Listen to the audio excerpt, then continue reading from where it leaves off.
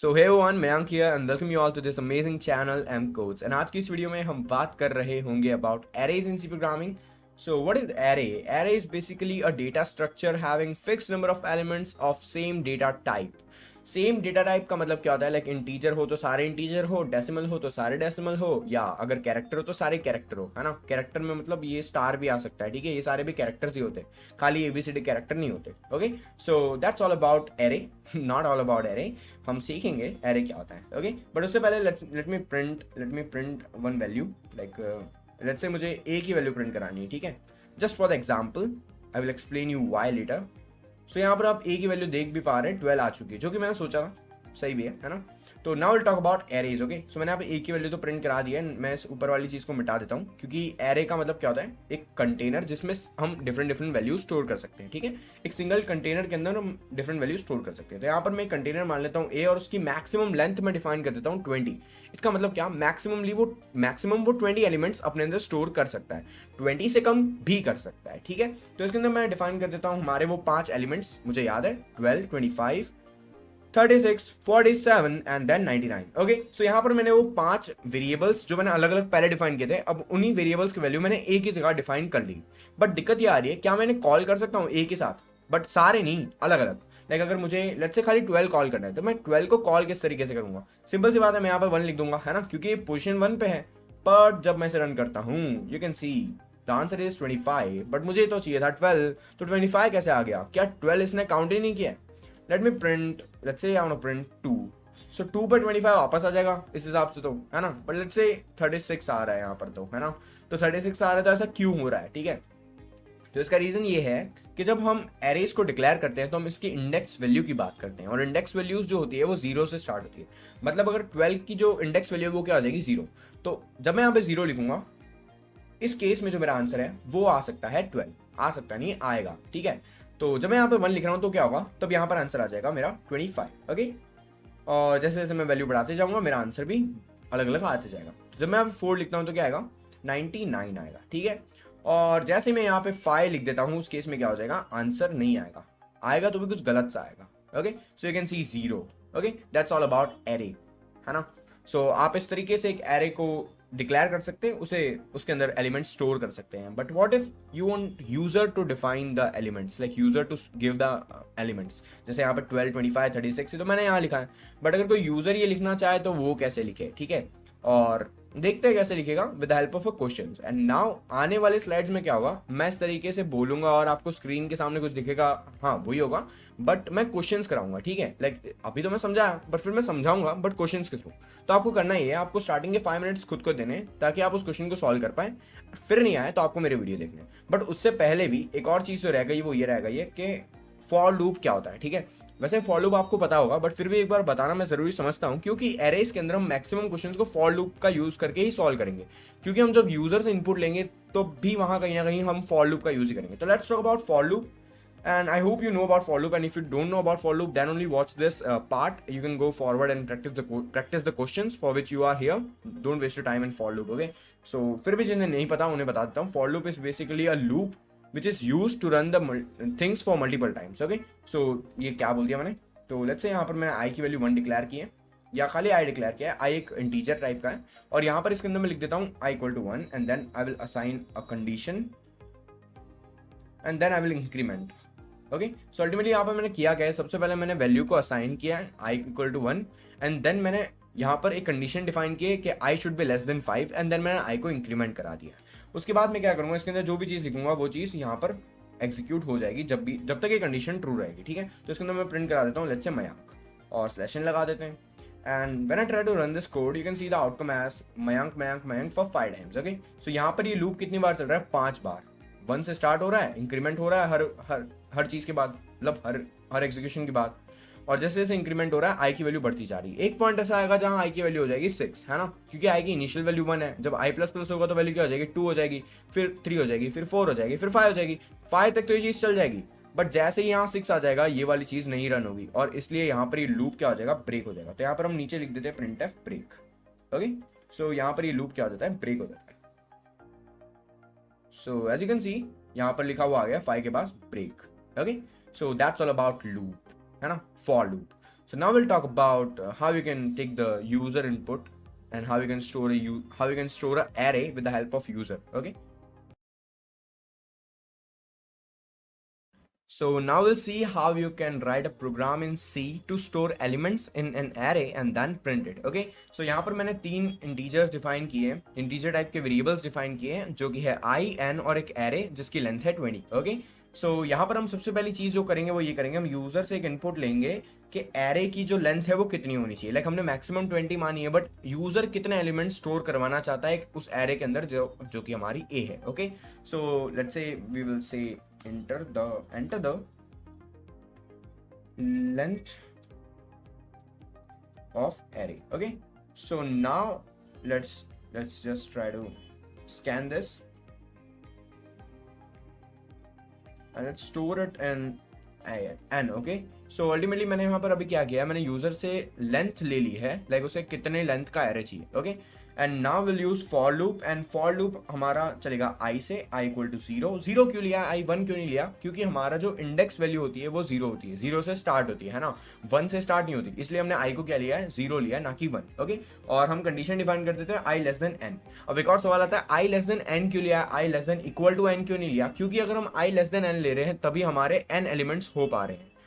जब कहानी 1 से स्टार्ट होती है तब हम n तक जा सकते हैं, मतलब जब हम यहाँ पर 1 लिख देते हैं ना, तब हम यहाँ पर इक्वल टू लगा देते तो हमारे पास n एलिमेंट्स आ जाता है. बट अब क्योंकि कहानी 0 से स्टार्ट हो रही है, इसीलिए हमें n-1 नंबर तक ही जाना है. ओके, सो इसलिए हमने यहाँ पर क्या लिया है, less than n. Okay, not equal to n. Okay, so now will just say i plus plus. Okay, so जब इसके अंदर मैं कंडीशन अब लिख देता हूँ, कंडीशन क्या है इसके अंदर मैं अब लिख देता हूँ, मुझे क्या चाहिए, तो मुझे चाहिए a ऑफ परसेंटाइल d. अब ये परसेंटाइल d का मतलब क्या है, चीज कैसे प्रिंट होगी तो बता देता हूँ, बट एक सेकंड, यहाँ पर आई. ओके, सो यहाँ पर ये मैंने फर्स्ट स्टेटमेंट लिखा, इसका मतलब क्या है, यहाँ पर क्या हो रहा है, ये इसे रीड किस तरीके से करेगा, यहाँ पर ये परसेंट डी की जगह आई की वैल्यू ले लेगा, और आई की वैल्यू इनिशियली क्या है 0, और 0 के बाद जैसे जैसे लूप चलेगा आई की वैल्यू इंक्रीमेंट होती जाएगी, और यहाँ पर ये आई इंक्रीज होते जाएगा, like a of 1, a of 2, a of 0, a of 1, a of 2, a of 3, a of 4, a of 5 और a ऑफ 6, a ऑफ 7, मतलब n-1 तक ये चीज चलती रहेगी. ठीक है, तो यहाँ पर उसके बाद हम स्कैन कर लेते हैं हमारे आउटपुट को, तो जो मतलब इनपुट को जो यूजर देगा. ठीक है, तो यहाँ पर हम परसेंट डी करके यहाँ पे स्लैश लगा के एंड यूज करके हम यहाँ पे स्टोर कर लेते हैं हमारे a ऑफ i को. ठीक है, तो यहाँ पर हम जैसे a ऑफ i इनिशियली 0 रहेगा तो हमने a ऑफ 0 के अंदर एक वैल्यू स्टोर करवा दी, वैसे हमने a ऑफ 1 के अंदर, 2 के अंदर, 3 के अंदर, up to a of n-1 के अंदर सारी वैल्यू स्टोर करा दी. ठीक है, तो कुछ इस तरीके से हम वैल्यूज को स्टोर करा सकते हैं. Let's check this and let's check it. Let's say I want to store 5 numbers, and first number is 12, then 25, then 36, then 47, then 99. okay, so यहाँ पर सारी वैल्यूज इस तरीके से स्टोर तो हो रही है. ठीक है, तो अब बात आती है प्रिंट की, है ना, यहाँ पे प्रिंटेड भी है, तो अब इस चीज को प्रिंट किस तरीके से कराएंगे, will again use the for loop only, and हमारी कंडीशन भी सेम रहेगी, i equal to 0, i less than n, not equal to n, i less than n only. Okay, and now i plus plus. Okay, I plus plus मतलब I को increment करा दिया 1 से. Okay, so now inside this I will just say print f percent d a of percent d is equal to percent b. Okay, और यहाँ पर बार में लिखता हूँ i comma a of i. Okay, so जैसे जैसे i बढ़ते जाएगा वैसे वैसे यहाँ से i की वैल्यू फैच कर करके इसमें इनपुट देते जाएगा. ओके, मतलब यहाँ पर शो करते जाएगा. तो बस इतना से ही होता है, और जब मैं इसे रन करता हूँ, wait a minute, let me check if something is wrong और not, and yes I have to slash n over here and slash n over here, no need of that. Okay, so यहाँ पर जब मैं इसे run करता हूँ, you can see enter the length of array and let me type 5 over here. तो a of 0 हम मान लेते हैं 12, a ऑफ 1 हम मानते हैं 25, a ऑफ 2 हम मान लेते हैं 36, एंड देन a ऑफ 4 हम मान लेते हैं, a ऑफ 3 मान लेते हैं हम 47, एंड देन a ऑफ 4 99. तो टोटल कितने एलिमेंट्स हमने स्टोर करा दिए, 1 2 3 4 5, है ना, और कहानी कहाँ से कहाँ तक चली, i 0 से लेकर i 4 तक. ठीक है, और जब मैं इसे रन करता हूँ, एंटर करता हूँ वापस, तो you can C a of 0 आ रहा है 12, a ऑफ 1 आ रहा है 25, a ऑफ 2 आ रहा है 36, a ऑफ 3 आ रहा है 47, a ऑफ 4 आ रहा है 99. ठीक है, मतलब हमने एरे को प्रिंट भी करा दिया. Okay, so that's all about array, and इससे ज़्यादा एरे में कुछ नहीं होता. लाइक हाँ, क्वेश्चन तो बहुत सारे हैं, बट हाँ, हम इस तरीके से यूजर से इनपुट लेकर एक एरे में वैल्यूज या कहूँ एलिमेंट स्टोर करा सकते हैं. ठीक है, Write a C program to read n number of values in an array and display it in reverse order. तो लास्ट क्वेश्चन में हमने देखा था किस तरीके से हम यूजर से इनपुट लेकर एरे के एलिमेंट्स को स्टोर करा सकते हैं एंड फिर उसे प्रिंट करा सकते हैं.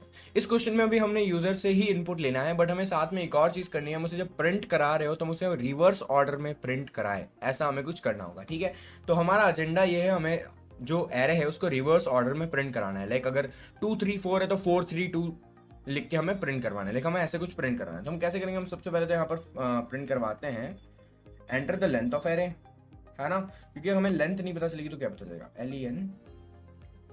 LENGTH length of array. Sorry if spelling is wrong, well नहीं है बट फिर भी. और फिर हम स्कैन करा देते हैं स्कैनफ की मदद से यहाँ पर %d and will store this value in and A. Okay, मतलब हम एंड ए नहीं एन. ओके, सो हम इसे एन के अंदर स्टोर कर लेते हैं. हमारा एन क्या, हमारा length of array. Okay, so हम फॉर लूप चलाते हैं जैसे हमने पहले चलाया था एंड उसके अंदर हम इनिशियलाइज कर देते हैं आई की वैल्यू 0 जैसे पहले 0 की थी. क्यों 0 करते हैं? क्योंकि हमारा इंडेक्स वैल्यू जो होता है वो 0 से स्टार्ट होता है. ठीक है, और बाद में हम इसकी जो कंडीशन है वो लेस देन n लिख देते हैं और बाद में हम इसे इंक्रीमेंट कर देते हैं. i प्लस प्लस का मतलब क्या होता है? इसे वापस 1 से प्लस कर देना. लाइक i की अगर पहले वैल्यू 0 है तो अब +1 होके वो 1 हो जाएगी, अब 1 है उसमें +1 होके वो 2 हो जाएगी. ठीक है, तो अल्टीमेटली हम इंक्रीमेंट कैसे करते हैं? +1 करके. जो भी चीज़ है उसमें +1 कर दो. 22 है उसमें +1 कर दो तो क्या हो जाएगा? 23 हो जाएगा. ठीक है, तो इस तरीके से इंक्रीमेंट काम करता है. इसके बाद हम इसके अंदर कंडीशन लिखते हैं PRINT print printf and then we'll say %d or %d, a of %d. Okay, and then we'll say I. Okay, so यहाँ पर हम इसे स्कैन भी करा देते हैं. लास्ट सेशन में हमने डिस्कस कर लिया किस तरीके से होता है, तो इस चीज़ पे मैं अभी इतनी बात नहीं करूँगा. and I'll store this in a of I. Okay, so यहाँ पर ये चीज़ इस तरीके से हमने स्टोर करा दी है जो कि सही है. And now try to print this जैसे हमने लास्ट टाइम किया था, और हम यहाँ पर एक बार लिख देते हैं ऐसा प्रिंट करके कि ये सीधा है, लाइक नॉर्मल ऑर्डर और हम यहाँ पर /n की मदद से इसे न्यू लाइन पे प्रिंट करा देंगे. ठीक है, तो अब हम वापस फॉर लूप चलाते हैं. इसके अंदर हम डिफाइन करते हैं वो पहले वाली condition i equal to 0, I less than equal not less than equal to, but normally I less than n and then I plus plus. Okay, and now we'll say that, let's say I want to print this. Okay, I will not say anything, we'll just print this as %d,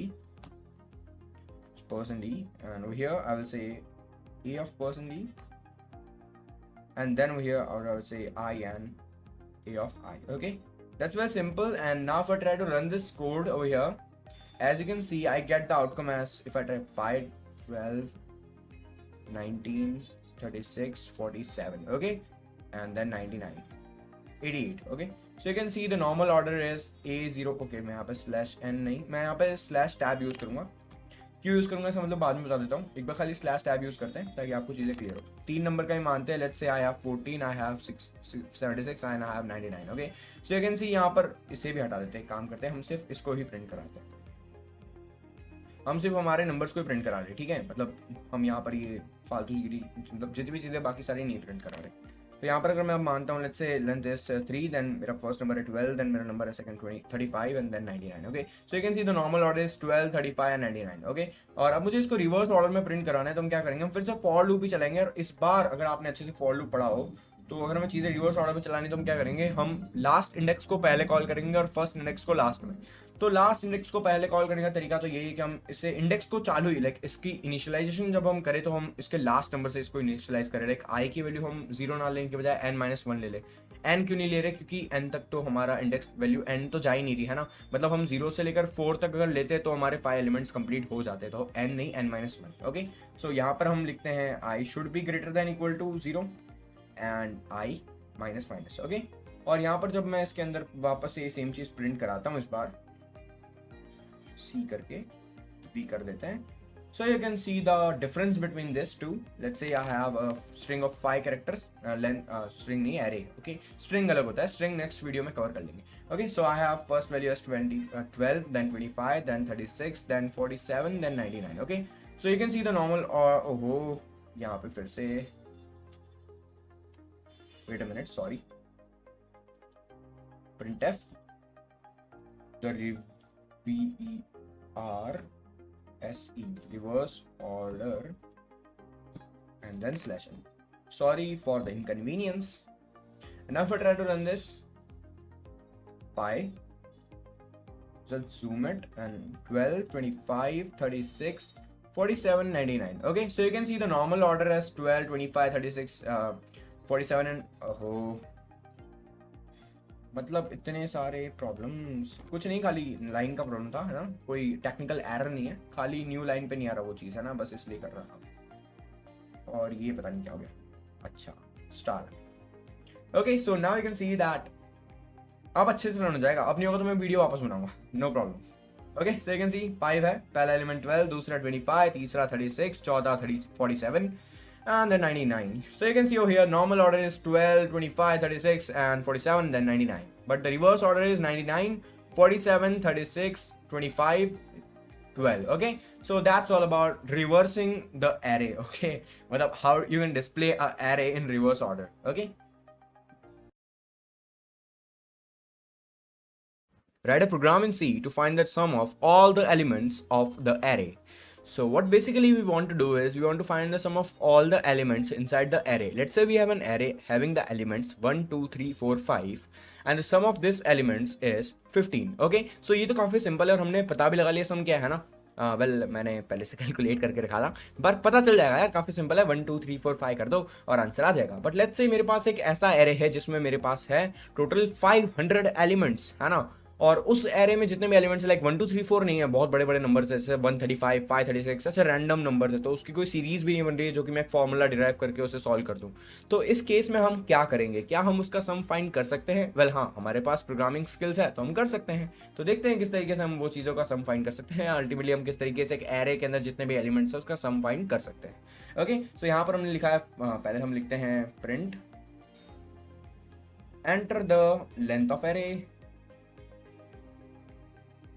और यहाँ पर हम user से ये input लेंगे और इसलिए हम scanf लिखेंगे इधर, और इस scanf के अंदर we'll just say %d, we'll store this in n. okay, मतलब n अब क्या है हमारा length of array. Okay, so now will use for loop, और हम इसमें पहले तो इनिशियलाइज करते हैं आई की वैल्यू 0, 0 क्योंकि हमारा इंडेक्स वैल्यू हमेशा 0 से स्टार्ट होता है, and I less than n। Okay, क्योंकि इंडेक्स वैल्यू लास्ट कहाँ तक जाती है, element number of elements -1, index value क्या होगी, number of elements -1। Okay, last index value, हाँ, ना कि इंडेक्स वैल्यू।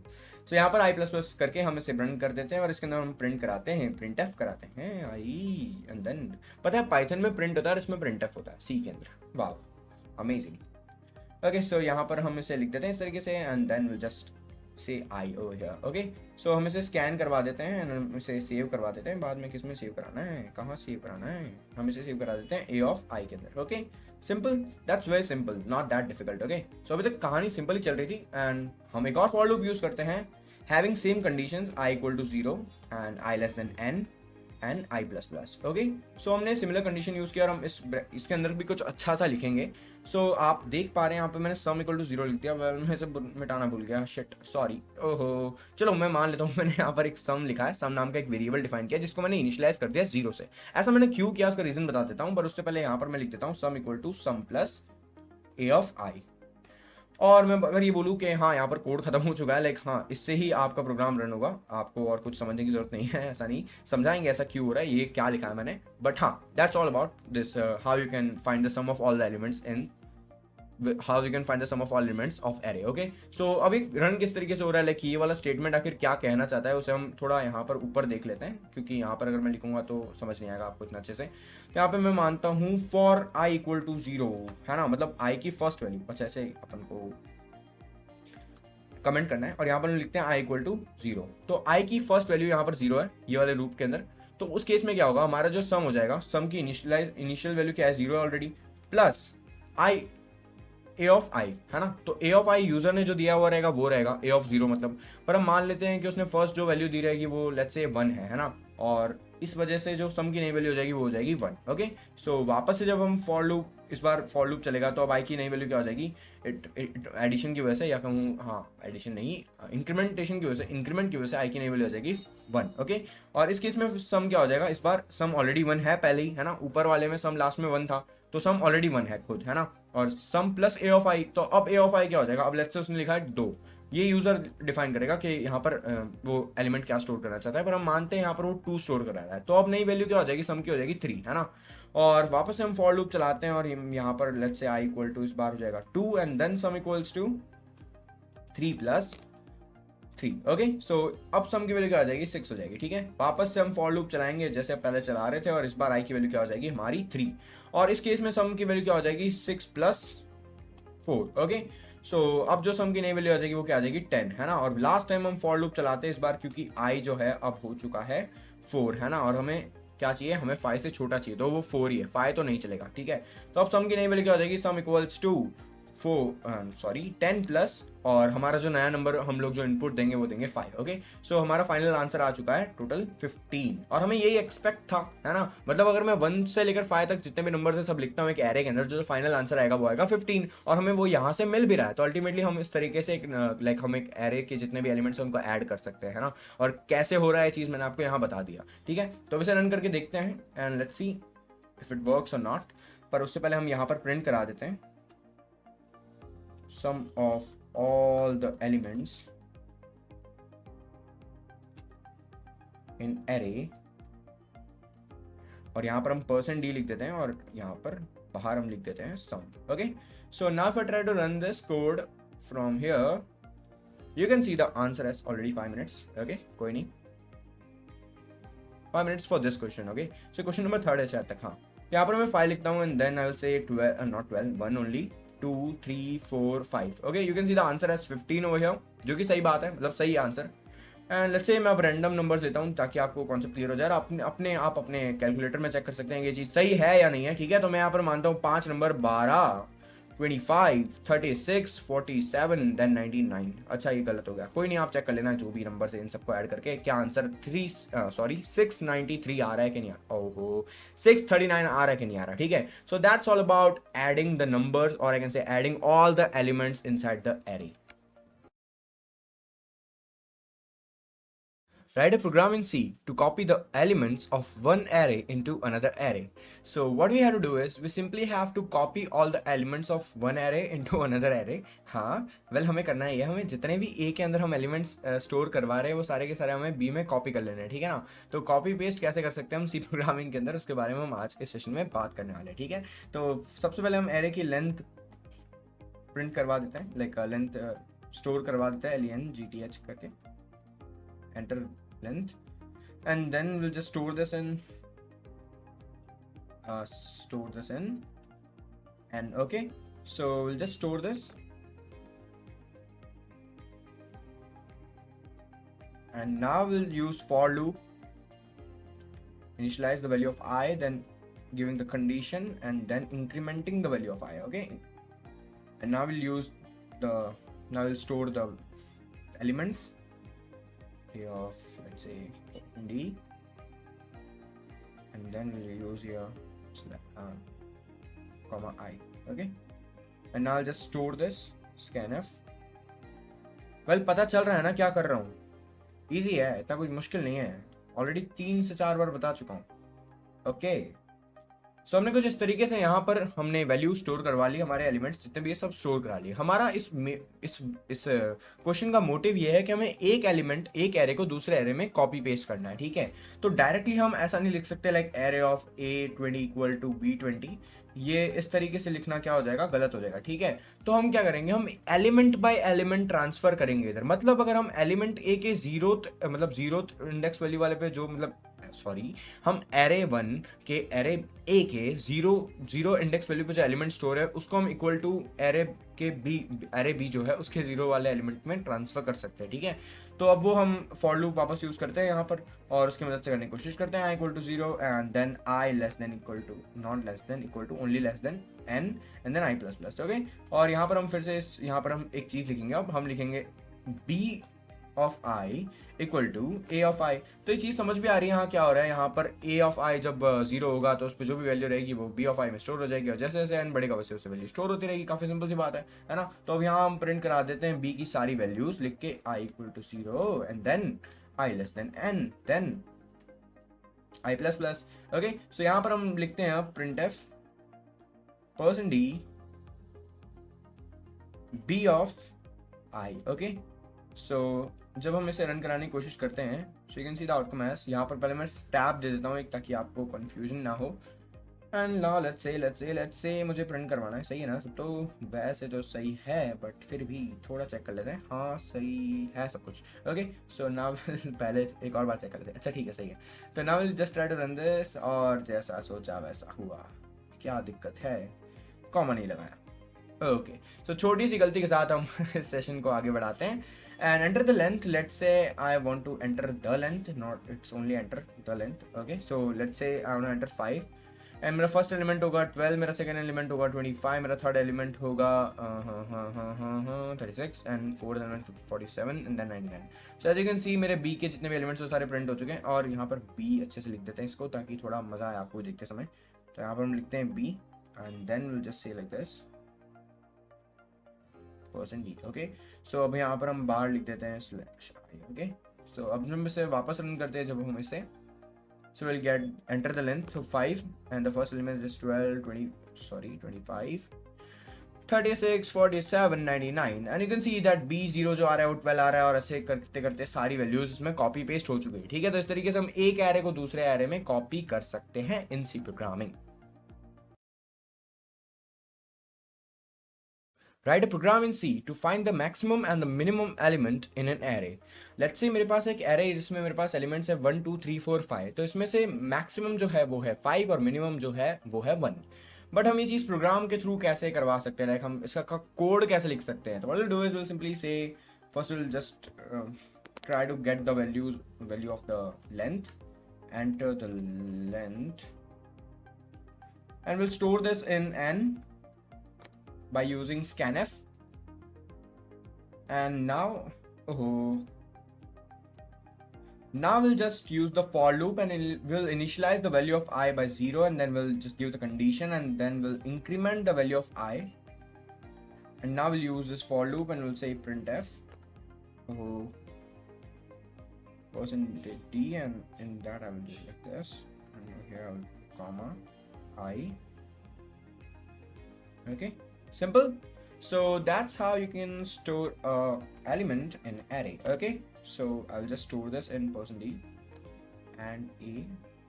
Okay, so यहाँ पर हमने i की जो मतलब एलिमेंट्स है वो स्टोर कर लिए, बट हमारा मेन एजेंडा एलिमेंट स्टोर करना था ही नहीं। ठीक है, और हमारा एजेंडा ये है कि हमें मैक्सिमम एंड मिनिमम फाइंड करना है। तो बजाय पहले मैक्सिमम एंड मिनिमम के बारे में बात करने से पहले मैं बता देना चाहता हूँ, हमने जितने भी क्वेश्चन अभी तक प्रैक्टिस किए और करने वाले वो सारे अलग अलग टाइप के हैं। ठीक है, मतलब अगर आपने पहला क्वेश्चन देखा था और अभी वाले क्वेश्चन देख रहे हो, आपको पता चल रहा होगा चीज़ें बहुत अलग है ना। मतलब हम सेम चीज़ ही नहीं प्रैक्टिस कर रहे हैं, हम अलग अलग अप्रोच की मदद से अलग अलग क्वेश्चंस करने की कोशिश कर रहे हैं। ठीक है, मतलब अलग अलग अप्रोच इन द सेंस हम अलग अलग क्वेश्चंस प्रैक्टिस कर रहे हैं। ठीक है, तो जानते हैं किस तरीके से हम मैक्सिमम मिनिमम फाइंड कर सकते हैं। तो थोड़ी सी एक बार आंख बंद करके सोचो कि अगर मेरे पास 5 नंबर है, तो मुझे अगर उसमें से मैक्सिमम कौन सा है वो फाइंड करना है, तो मैं क्या करूंगा? मैं एक कोई भी रैंडम नंबर उठा लूंगा और उसको सबसे कंपेयर करना स्टार्ट करने लगूंगा। अगर वो किसी भी नंबर से छोटा रहा तो मैं उस नंबर के साथ उस नंबर को एक्सचेंज कर लूंगा। लेट्स से मेरे पास 5 नंबर है 1 2 3 4 5, मैंने 1 को उठा लिया, बाद में मैंने 1 को 2 के साथ चेक किया, मुझे लगा हाँ नहीं 2 इस बार सही है, 2 बड़ा है। ठीक है, तो मैंने 2 को बाद में उठाया, 1 से तो ऑलरेडी वो बड़ा है ही, तो बाद में मैंने 3 4 5 से चेक किया तो 3 से ही बड़ा मतलब छोटा निकला। बाद में मैंने 3 को उठाया, 4 और 5 से चेक किया, बाद में पता चला 4 बड़ा है। बाद में 4 को उठाया, 5 से चेक किया, पता चला 5 बड़ा है। और बाद में 5 जब देखा तो वो लास्ट नंबर बचा था, इसलिए 5 सबसे बड़ा है। ठीक है, तो कुछ इस तरीके से अपन चेक कर सकते हैं, है ना। तो नहीं समझ आया, कोई नहीं। तो यहाँ पर मैं मैक्स मान लेता हूँ, इनिशियली मैं मान लेता हूँ, मैंने एक नंबर पिक कर लिया। लेट्स से वो नंबर है मेरा i इक्वल टू 0।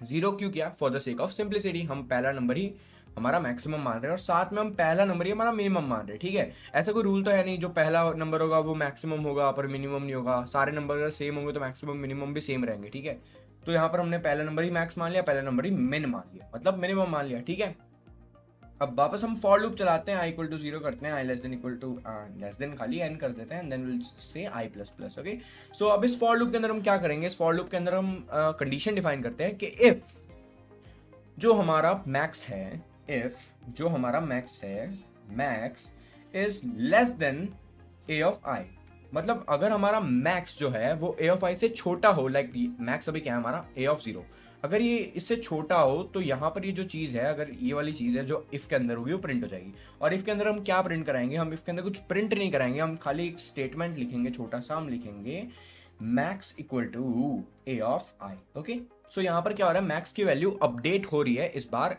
पहले क्या था, मैक्स की वैल्यू ए ऑफ जीरो, ठीक है। ए ऑफ जीरो को जब मैंने कंपेयर किया ए ऑफ आई के साथ, तो अब ए ऑफ आई क्या है, अगर मैक्स से बड़ी है तो यहाँ पर क्या होगा, ये वाली कंडीशन सेटिस्फाई हो जाएगी। और जैसे ही कंडीशन सेटिस्फाई हो जाएगी, अंदर आ जाएगा, और अंदर यहाँ पर क्या हो रहा है, मैक्स की वैल्यू अपडेट हो रही है इस बार किसके साथ, ए ऑफ आई के साथ। और ए ऑफ आई क्या है, नई वैल्यू है ना। तो जैसे जैसे लूप चलते जाएगा वैसे वैसे बार बार चेकिंग होती जाएगी अलग अलग वैल्यूज के साथ, अलग अलग इंडेक्स वैल्यूज में जो जो अलग अलग एलिमेंट्स रहेंगे उनके साथ। और हम एक ही नंबर को सारी मतलब अलग अलग जैसे जैसे वैल्यूज अपडेट होती रहेगी वैसे वैसे हमें पता चलता रहेगा कौन सा नंबर मैक्सिमम है। और एट द एंड हम सारे नंबर्स के साथ चेक कर लेंगे तो हमें फाइनल रिजल्ट भी मिल जाएगा। वेल अभी भी समझ नहीं आया, कोई दिक्कत नहीं है, वापस एक बार बता दूंगा। पहले एक बार पूरा कोड लिख देता हूँ ताकि मैक्स मिन दोनों क्लियर हो जाए। और मिन के लिए हम क्या करेंगे, हम लिखेंगे मिन इज लेस देन की जगह हम लिखेंगे ग्रेटर देन। ओके, सो अगर हमारा मिन जो है वो ग्रेटर देन ए ऑफ आई आ रहा है तो इस केस में हम क्या हो, तो अगर हमारा मिन जो है वो ग्रेटर देन आई आ रहा है जो कि नहीं आना चाहिए, तो हम इस केस में क्या करेंगे, यहाँ पर हम लिख देंगे मिन इक्वल्स टू ए ऑफ आई। अब अगर आपको ये चीज में डाउट हो रहा है ए ऑफ आई क्या है, तो ए ऑफ आई डिपेंड करता है ये फॉर लूप की आई की वैल्यू पे, ठीक है, जो कि अभी है जीरो, बाद में बढ़ती जाएगी। कब तक बढ़ती जाएगी, लास्ट वैल्यू ऑफ एन, है ना, एन तक नहीं, एन माइनस वन तक बढ़ेगी, ठीक है। और उस हिसाब से ये दोनों स्टेटमेंट्स वेरीफाई होते रहेंगे। लाइक डिपेंड करता है किस तरीके के आपने एलिमेंट्स अंदर इनपुट किए हैं। तो पहले एक बार रन करके देखते हैं, मैं समझा दूंगा वापस, ऐसा नहीं अभी 4 मिनट हुए, क्वेश्चन अच्छा है, एक बार समझा दूंगा वापस। बट पहले एक बार इसे रन करके चेक कर लेते हैं। यहाँ पर हम प्रिंट करा देते हैं पहले, यहाँ पर हम लिखते हैं मैक्स परसेंट डी, एंड फिर हम यूज करते हैं टैब का, और यहाँ पर हम लिखते हैं मिन परसेंट डी, और यहाँ पर हम लिखते हैं max comma min. Okay, so now will just try to run this code to check whether our approach is right और नॉट। सो जब मैं इसे रन करता हूँ, सो पहले गलती आ गई। अच्छा, मैंने यहाँ पर डिफाइन ही नहीं किए वेरिएबल्स मैक्स एंड मिन। ओके, सो यहाँ पर मैंने वेरिएबल भी डिफाइन कर दिया, और अब जब मैं इसे रन करता हूँ so you can see the answer as length. अच्छा, तो लेंथ डिफाइन करनी होगी, मैं 5 डिफाइन करता हूँ। अभी मेरे पास चॉइस है, तो मैं मानता हूँ 12, 25, देन 36, देन 47, देन 99। तो दिखती सी बात है, यहाँ जो सबसे छोटा नंबर है वो है 12 और सबसे बड़ा नंबर है 99। Okay, so as you can see max is 99 and min is 12, जो कि सही है ना। तो अल्टीमेटली यहाँ हो क्या रहा है, यहाँ पर सबसे पहले आई की वैल्यू जब जीरो है तब यहाँ पर ओके नीचे wait a minute. Okay, so यहाँ पर जब आई की वैल्यू जीरो है तो वो अंदर वाले लूप में आएगा, चेक करेगा मैक्स। अब मैक्स ऑलरेडी क्या है, जो कि क्या है, ए ऑफ जीरो, मतलब जो पहला नंबर हमने प्रिंट किया। लाइक मैं यहाँ पर अगर इसको सबको हटा के एक बार अच्छे से समझा देता हूँ। वेल एक्चुअली ये समझ इसलिए नहीं आ रहा होगा क्योंकि मैं यहाँ पर इसे अलग अलग लिख रहा हूँ। अगर मैं यहाँ पर ऐसे लिखता हूँ इक्वल्स टू, मैंने इनिशियली सिखाया था आपको फर्स्ट टाइम हम किस तरीके से एरे डिफाइन कर सकते हैं, ठीक है। तो हम ऐसे भी एरे डिफाइन कर सकते हैं, ये भी एक तरीका है जो कि सही है, ठीक है। यहाँ पर मैं यूजर की जगह खुद से डिफाइन कर रहा हूँ एरे के जितने भी एलिमेंट्स है वो सारे, ठीक है। तो अब मैं क्या करता हूँ, यहाँ पर अब आपको पता चल रहा होगा ये 5 का ही है, ठीक है, मतलब इसमें टोटल 5 ही है, तो मैं एन की जगह 5 लिख देता हूँ, चलेगा, कोई दिक्कत नहीं है ना। तो यहाँ पर ये बन चुका है, रेडी है। And now let's talk about what I was saying. Okay, like किस तरीके से हमने ये प्रोग्राम बनाया है। तो यहाँ पर आप देख पा रहे हैं आई जीरो है, ठीक है। अब आई अगर जीरो है तो जीरो पे यहाँ पर वैल्यू क्या है, हमारे पास 12 है। तो इनिशियल मैक्सिमम नंबर क्या है हमारा 12। फाइनल हम रिजल्ट तक नहीं पहुंचे पर हमारा इनिशियली मैक्सिमम नंबर है वो है 12। वैसे ही इनिशियली मिनिमम नंबर क्या है वो भी है 12। ओके, सो अब जब लूप चलेगा तो लूप पहले जीरो से स्टार्ट होगा। जब जीरो से स्टार्ट होगा तो यहाँ पे कंडीशन चेक होगी कि मैक्स जो है वो क्या लेस देन ए ऑफ आई है। मैक्स ऑलरेडी क्या है 12 है, क्या 12 लेस देन ए ऑफ आई, मतलब क्या 12 लेस देन 12 है। तो ये कंडीशन ऑफ कोर्स मतलब इसका कोई मतलब नहीं बन रहा क्योंकि हाँ 12 लेस देन 12 है नहीं, इक्वल टू ये होता है तो ये चीज़ मतलब अगर ये रन भी होता है तो भी वापस ये यही रिजल्ट तक पहुंचेगा कि हाँ मैक्स जो है वो 12 ही है, ठीक है। वैसे ही मिनिमम के लिए चेक होगा और मिनिमम के लिए भी ए ऑफ जीरो तो सेम ही रहने वाला है, ठीक है। तो अल्टीमेटली दोनों ही स्टेजेस में हमारा जो ए रहेगा वो क्या रहेगा, मैक्स और मिन क्या रहेगा, वो रहेगा ए ऑफ जीरो। बट अब जैसे ही हमारा आई इंक्रीमेंट हो जाता है 1 तब क्या होगा, अब इस केस में चेकिंग देखना किस तरीके से होती है। हमारा मैक्स ऑलरेडी क्या है 12 है, ठीक है, और यहाँ पर ए ऑफ आई होगा वो क्या हो जाएगा, हमारा हो जाएगा इस बार 25। तो क्या मैक्स जो है वो 25 से छोटा है, जी हाँ छोटा है। तो अब ये चीज कंडीशन प्रूव हो चुकी है और इस वजह से हमारा जो नया मैक्सिमम नंबर हमने डिफाइन किया वो क्या है, ए ऑफ आई, और ए ऑफ आई इस केस में क्या है 25 है। तो अब नया मैक्सिमम क्या बन जाएगा, 25 बन जाएगा। वैसे ही नीचे वाले लूप में चेक होगा क्या मिनिमम नंबर बड़ा है ए ऑफ आई से, मतलब क्या 12 बड़ा है 25 से, जो कि चीज गलत है, मतलब ये वाला लूप अभी भी रन नहीं होगा। जो कि बात भी सही है यार, क्योंकि 12 तो वैसे भी 25 से छोटा है, तो मतलब ये वाला लूप रन नहीं होगा, ठीक है। तो मैं मान लेता हूँ लेट्स से यहाँ पर एक नंबर, ओहो सॉरी लेट्स से यहाँ पर भगवान करे ये कोड ये वीडियो रिकॉर्डिंग बंद ना हो, क्योंकि मैंने गलती से एक बार वो ऑफ वाले बटन पे दबा दिया था, ठीक है। तो यहाँ पर मैं नंबर मान लेता हूँ 7, ओके। सो हम कहाँ पर थे, हम बात कर रहे थे 1 के बारे में, ठीक है। तो 1 पे तो मैक्सिमम वाला तो रन हो गया, बट मिनिमम वाली कंडीशन फॉल्स आ गई, ठीक है। तो ये चीज अंदर वाली रन नहीं होगी, ठीक है। मतलब अभी मिनिमम नंबर हमारा क्या रह गया यहाँ पर, जब लूप की वैल्यू आई की वैल्यू 1 थी तब मिनिमम नंबर हमारा है 12 और मैक्सिमम हो चुका है 25, ओके। जब यहाँ पे 2 आएगा तब क्या होगा, अब यहाँ पे मैक्सिमम ऑलरेडी है हमारे पास 25, और इस बार हम किससे चेक कर रहे हैं इसको, ए ऑफ 2 से इंडेक्स वैल्यू 2 पे क्या है हमारा 36 है, ओके। सो 36 क्या 25 से बड़ा है, जी हाँ बड़ा है, तो वापस से ये लूप रन हो जाएगा और इस बार क्या होगा, मैक्स की वैल्यू क्या हो जाएगी 36 हो जाएगी, सॉरी 35 नहीं 36, ओके। और ये चीज बार बार वैसे ही चलती जाएगी और हमारी वैल्यूज अपडेट होती रहेगी। तो यहाँ पर तो मैंने मतलब एक सॉर्टेड ऑर्डर में लिखा है, अच्छे से लिखा है। अगर मैं रैंडम नंबर्स ले लेता हूँ लाइक 12 56 8 9 99, ओके।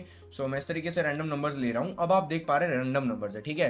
तो अब भी अगर मैं चाहूँ तो मैं इसे एक बार रन करके बता देता हूँ। यहाँ पर जो आंसर आएगा वो क्या आएगा, मैक्स आ रहा है 99 और मिनिमम आ रहा है 8, ओके। सो इसमें भी क्या हो रहा है, पहले यहाँ पर जैसे हम देखते हैं 12 है तो 12 चेक होगा मैक्सिमम है कि नहीं दूसरे वाले नंबर से, तो यहाँ पर तो ये मैक्सिमम दिख ही रहा है, तो यहाँ पर भी कंडीशन सेटिस्फाई हो जाएगी और मैक्स की नई वैल्यू क्या हो जाएगी 56 हो जाएगी, ठीक है। बाद में वापस लूप घूमेगा तो इस बार क्या होगा, ऑलरेडी मैक्स की वैल्यू 56 है, क्या वो वैल्यू छोटी है 8 से, जो कि गलत है, तो इस बार मैक्स अपडेट नहीं होगा, मैक्स क्या रहेगा 56 ही रहेगा। वापस 9 से चेक होगा तो भी वैल्यू फॉल्स आने वाली है, मतलब ये कंडीशन फॉल्स हो जाएगी, ठीक है। अगर कंडीशन फॉल्स हो रही है तो अंदर वाली चीज एग्जीक्यूट नहीं होगी, ठीक है। पर जैसे हम 99 पे पहुंचते हैं कंडीशन ट्रू हो जाएगी और मैक्स की वैल्यू फिर से अपडेट हो जाएगी। वैसे ही मिनिमम के साथ कहानी चलेगी जैसे मैक्सिमम के साथ चल रही है।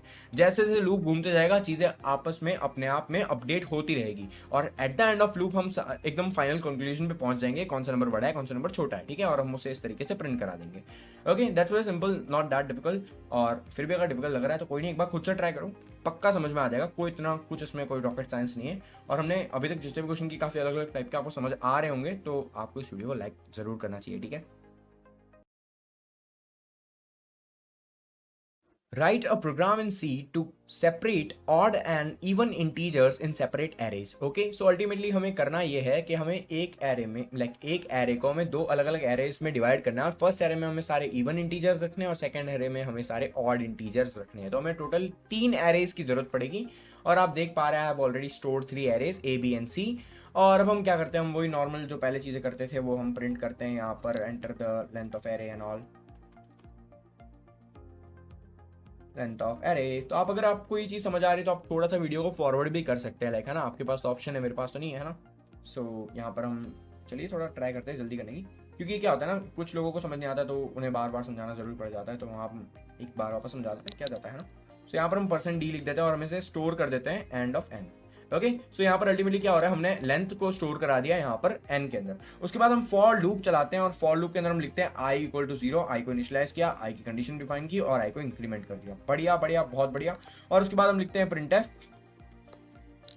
a ऑफ लेट्स से i, और यहाँ पर हम लगाना भूल गए और हमने लगा दिए, और यहाँ पर हमने ये वाला लगा दिया, पर यहाँ पर आई नहीं % लिखना था और यहाँ पर बाहर हमें आई लिखना था, ठीक है। तो यहाँ पर हम ये लिख के फटाफट एकदम टाइपिंग करते हुए और यहाँ पर हम %d लिख के और अब हमारी वैल्यू स्टोर कर लेते हैं a ऑफ i को यहाँ पे एंड भी लगा देते हैं, ठीक है। तो यहाँ पर हमने जितने भी एलिमेंट्स सबको स्टोर करवा दिया है और हमें क्या करना है, हमें करवाना है चेक, नहीं हमें करना है सेपरेट, किसको, ये जितने भी एलिमेंट्स यहाँ पर हमने स्टोर किए उसको अलग अलग एरेज के अंदर, ठीक है, डिपेंडिंग ऑन कि वो इवन है ऑड है, ठीक है। तो यहाँ पर हम क्या करेंगे, हम एक और लूप चलेंगे for i equals to 0, i less than n and i plus plus, okay. So अब इस लूप के अंदर हम क्या करेंगे ना, हम बेसिकली यहाँ पर ये चेक करवाएंगे कि if,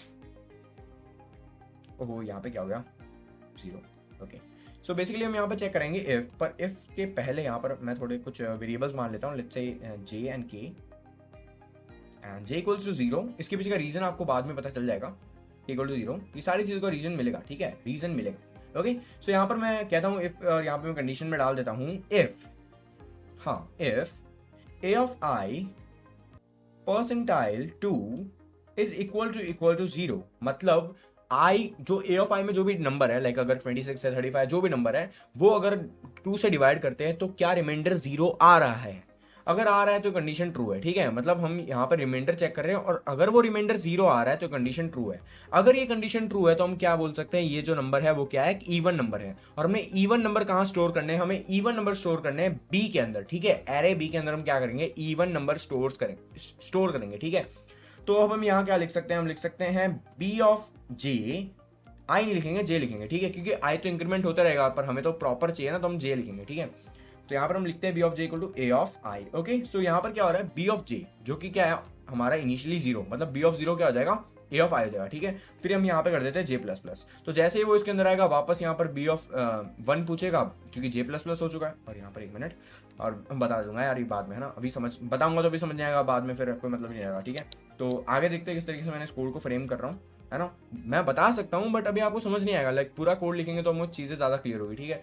तो अब यहाँ पर वापस से, क्योंकि अगर ये चीज़ कंडीशन ट्रू नहीं हो रही तो अल्टीमेटली वो नंबर क्या है, वो एक ऑड नंबर है, ठीक है। तो उसके लिए हम क्या करेंगे, हम यहाँ पे एक और लाइक हम लिख देते हैं सी of let's say K, and this time K equals to A of I. Okay, so यहाँ पर C of K equal to A of I हो जाएगा, ठीक है। और जैसे हमने वहाँ पर के का जे का इंक्रीमेंट कराया, वैसे हम यहाँ पर के का भी इंक्रीमेंट करा देते हैं, क्योंकि हमें इंडेक्स वैल्यूज इंक्रीमेंट हुई चाहिए ना, सब 0 के अंदर नहीं चाहिए, हमें 0 पे चाहिए, 1 पे चाहिए, 2 पे चाहिए, और जैसे जैसे हम आगे बढ़ जाएंगे वैसे वैसे चाहिए।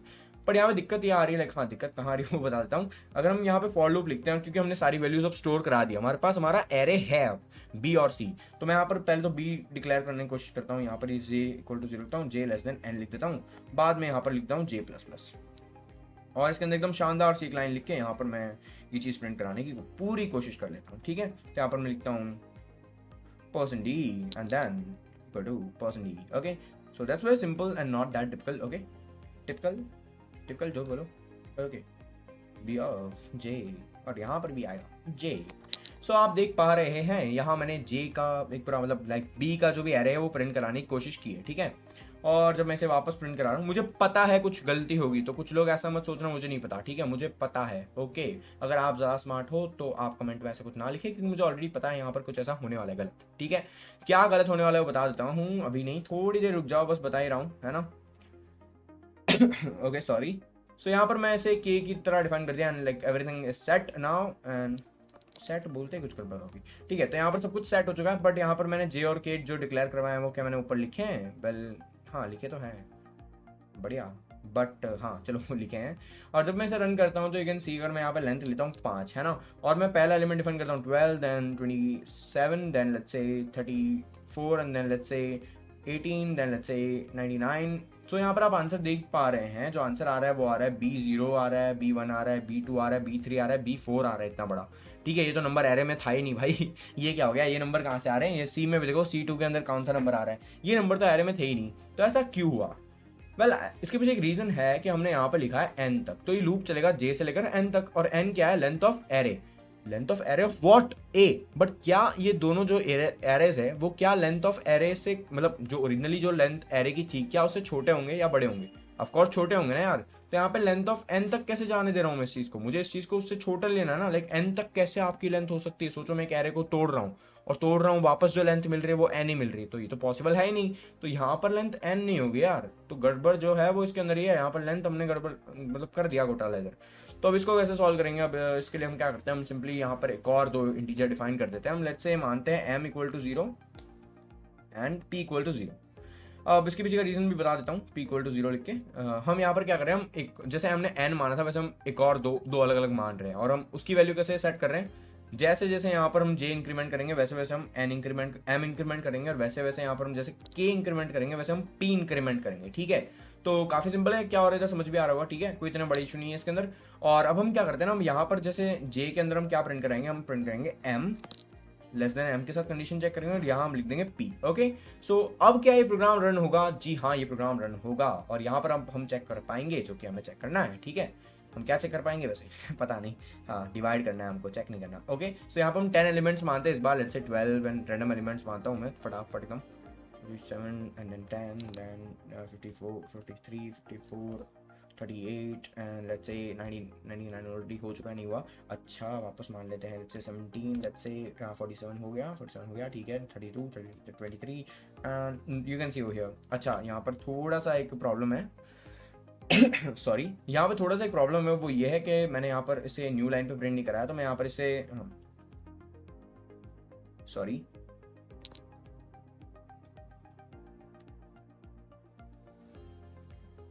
सी और स्लैश न्यू लाइन, और यहाँ पे भी न्यू लाइन लिख देता हूँ, ठीक है। तो अब ये नई लाइन पे आ जाएगा, कोई दिक्कत वाली बात ही नहीं है।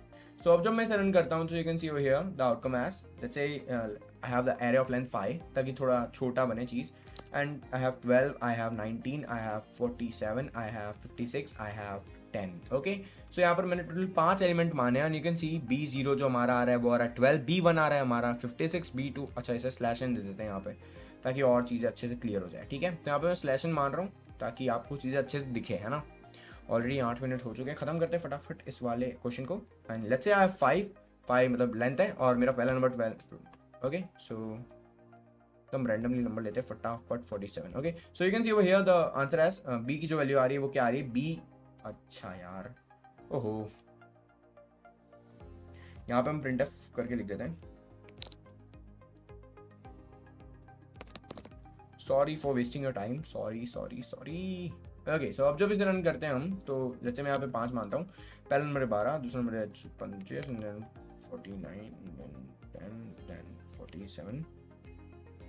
ओके, सो यहाँ पर मेरे 5 नंबर है। You can see over here the B के अंदर जो दो ही एलिमेंट्स है वो है 12 एंड 10, क्योंकि इसमें टोटल यहाँ पर इवन कितने हैं, 2 ही है, 12 और 10, बाकी सारे क्या है, ऑड है। और यहाँ पे सी में भी आप देख पा रहे हैं एक अलग एरे है जिसका 0th एलिमेंट है, मतलब फर्स्ट एलिमेंट है 25 एंड सेकंड एलिमेंट है 19 और थर्ड एलिमेंट है 47।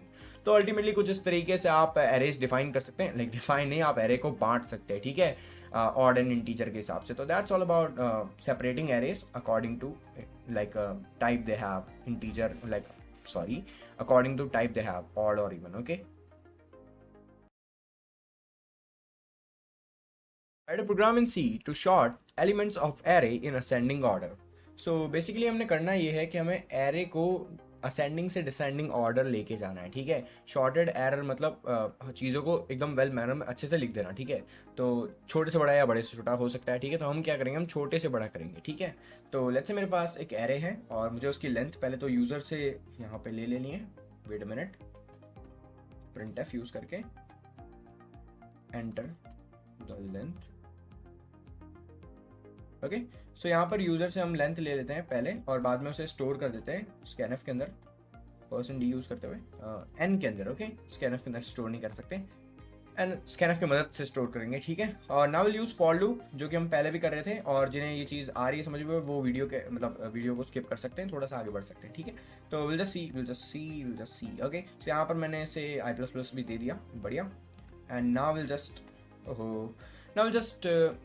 store the elements of this array. A of %e I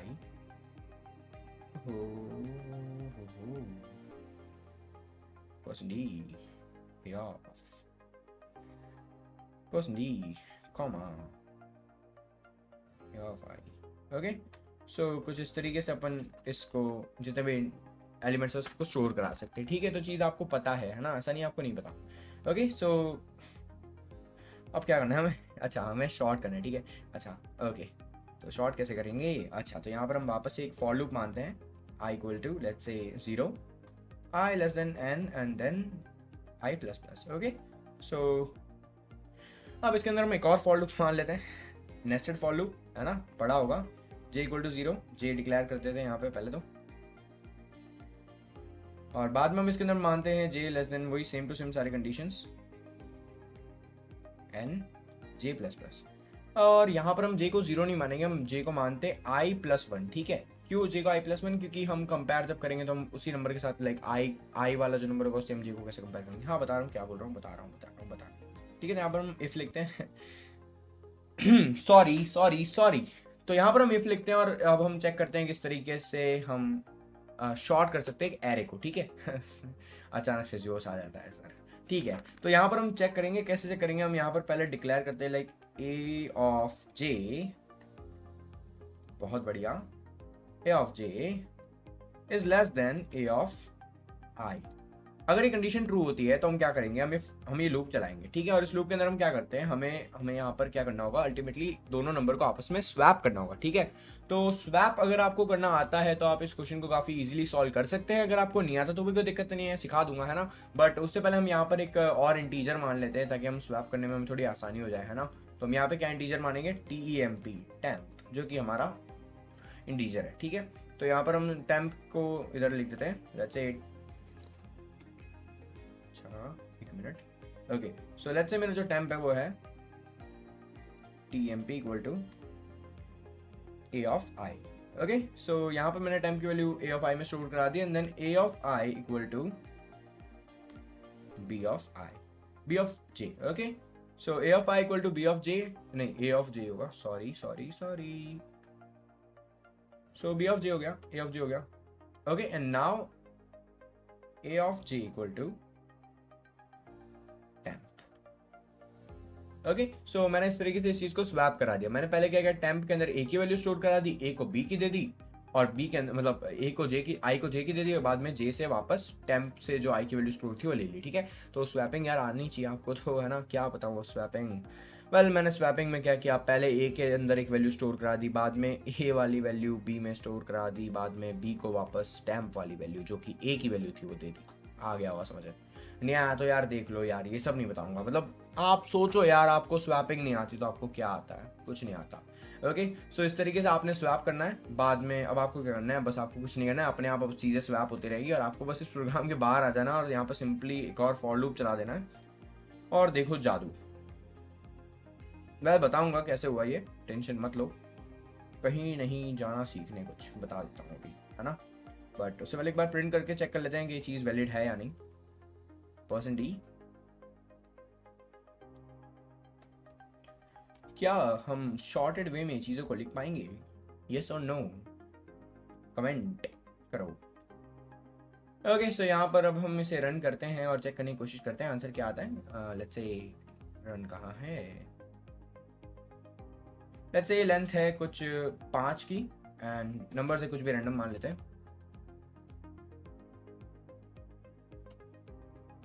okay. So यहाँ पर मुझे /n यूज करना होगा,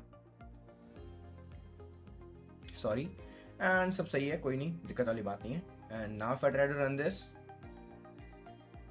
length of array, let's say the length is, मैं इसे थोड़ा और जूम कर देता हूँ। Length of array is let's say 5, first element is 12, second element is 9, third element is let's say 24, fourth element is let's say 29, and fifth element is let's say 17।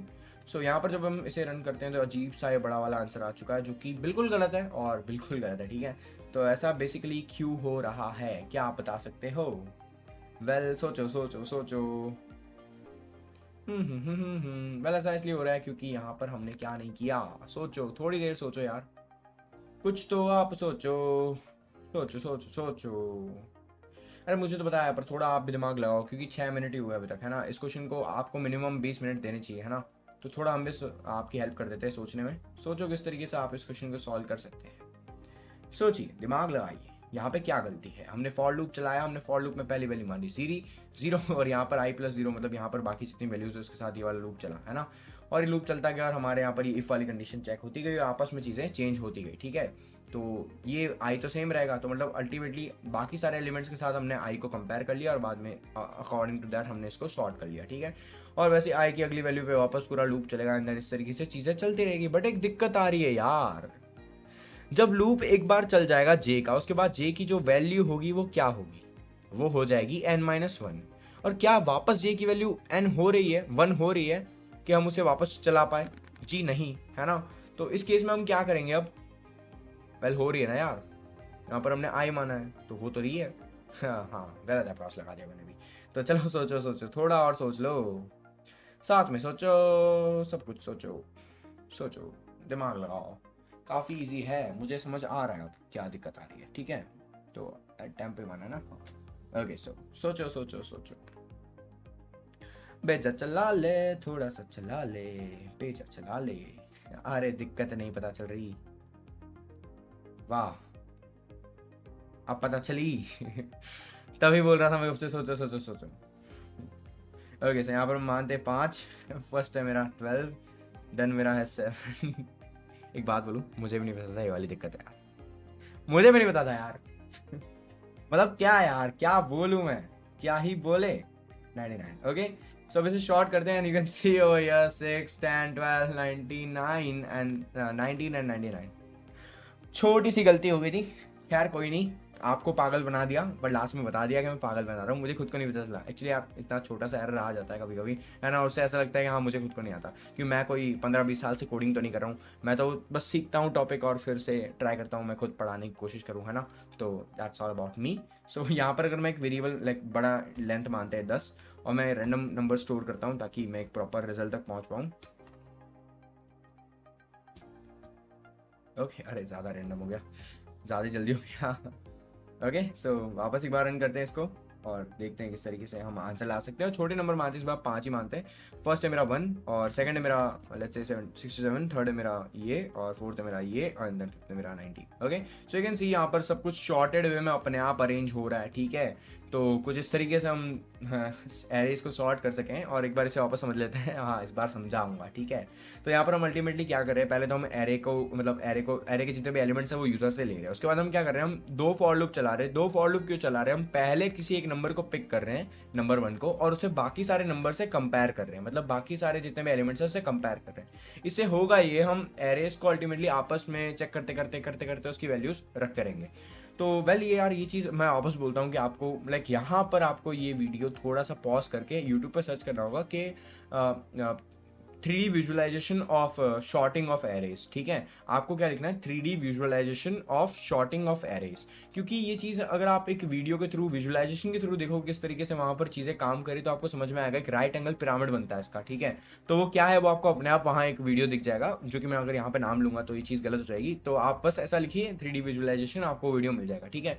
तो आपको वो वीडियो देखना और ये क्वेश्चन को समझने की कोशिश करना है, फिर आपको ये वापस यहाँ पे आके देखना है मैंने क्या किया, फिर आपको अपने आप समझ आ जाएगा मैंने क्या किया, ठीक है। तो अगर स्वैपिंग की बात करें, स्वैपिंग में समझा देता हूँ। स्वैपिंग में क्या होता है ना, हमें यहाँ पर स्वैप करने 2 नंबर्स, बट जब मैं यहाँ पर ऐसे लिखता हूँ a of i equal to a of j, तो यहाँ पर अल्टीमेटली मैं अपनी i की वैल्यू तो यहाँ पर लॉस्ट कर चुका हूँ, मैं i को तो j की वैल्यू असाइन कर चुका हूँ। तो मैं जहाँ पर a ऑफ j लिखूंगा इक्वल टू, जब मैं यहाँ पर a ऑफ i करता हूँ, तो इस केस में क्या हो जाएगा, इस केस में मेरी i की वैल्यू तो ऑलरेडी j की वैल्यू है, तो अब यहाँ पर j की जो नई वैल्यू रहेगी वो j की वैल्यू रहेगी, क्योंकि j की और i की वैल्यू क्या है अब j, है ना, मतलब i इक्वल टू तो j है, तो दोनों को स्वैप नहीं कर पाऊंगा।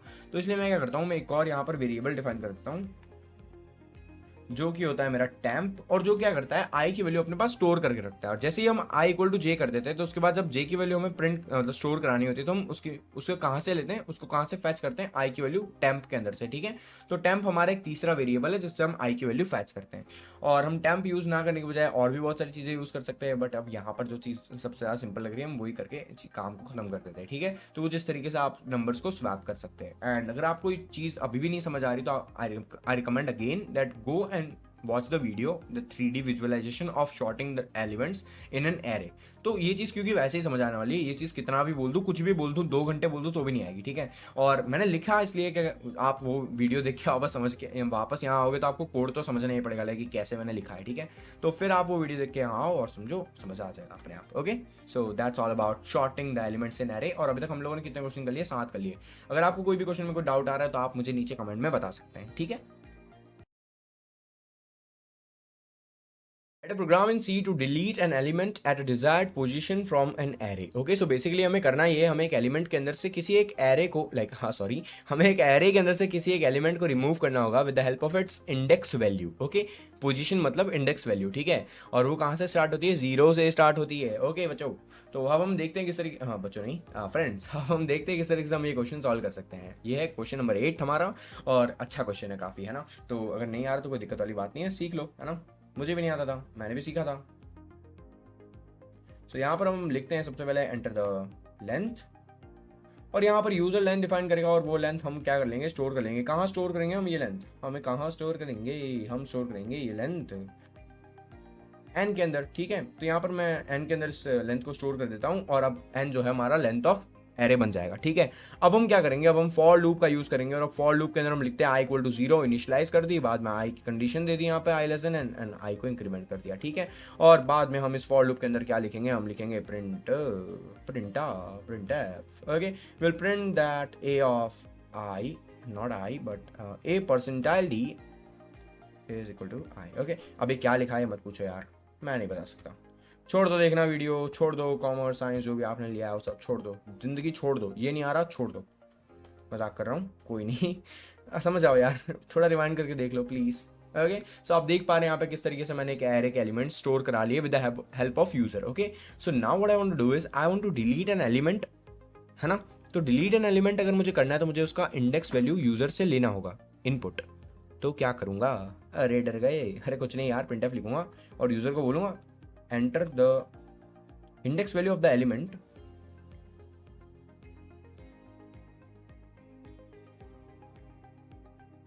You want to delete.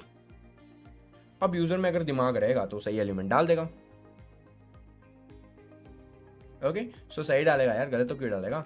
और उसके बाद हम यहाँ पर मानते हैं वो सही डाले, है ना, अच्छा यूजर हो। ओके, सो यहाँ पर हम इसे %d करके एंड ऑफ m के अंदर स्टोर करा देते हैं, और m हमने डिफाइन तो नहीं किया है तो डिफाइन कर देते हैं यहाँ पर, मतलब यहाँ पर डिक्लेयर कर देते हैं, डिफाइन नहीं होता, डिक्लेरेशन बोलते हैं उसको, ठीक है। तो मेरी तो अपनी इंग्लिश चल रही है।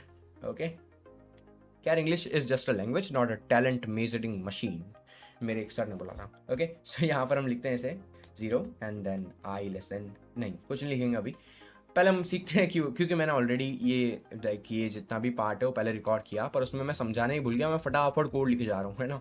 तो इससे आपको कुछ समझ नहीं आएगा तो मैं समझा भी देता हूँ। यहाँ पर हम अब क्या करेंगे, हम एक फॉर लूप यूज़ करेंगे और उस फॉर लूप की मदद से हम प्रिंट कराने की कोशिश करेंगे हमारे एलिमेंट्स।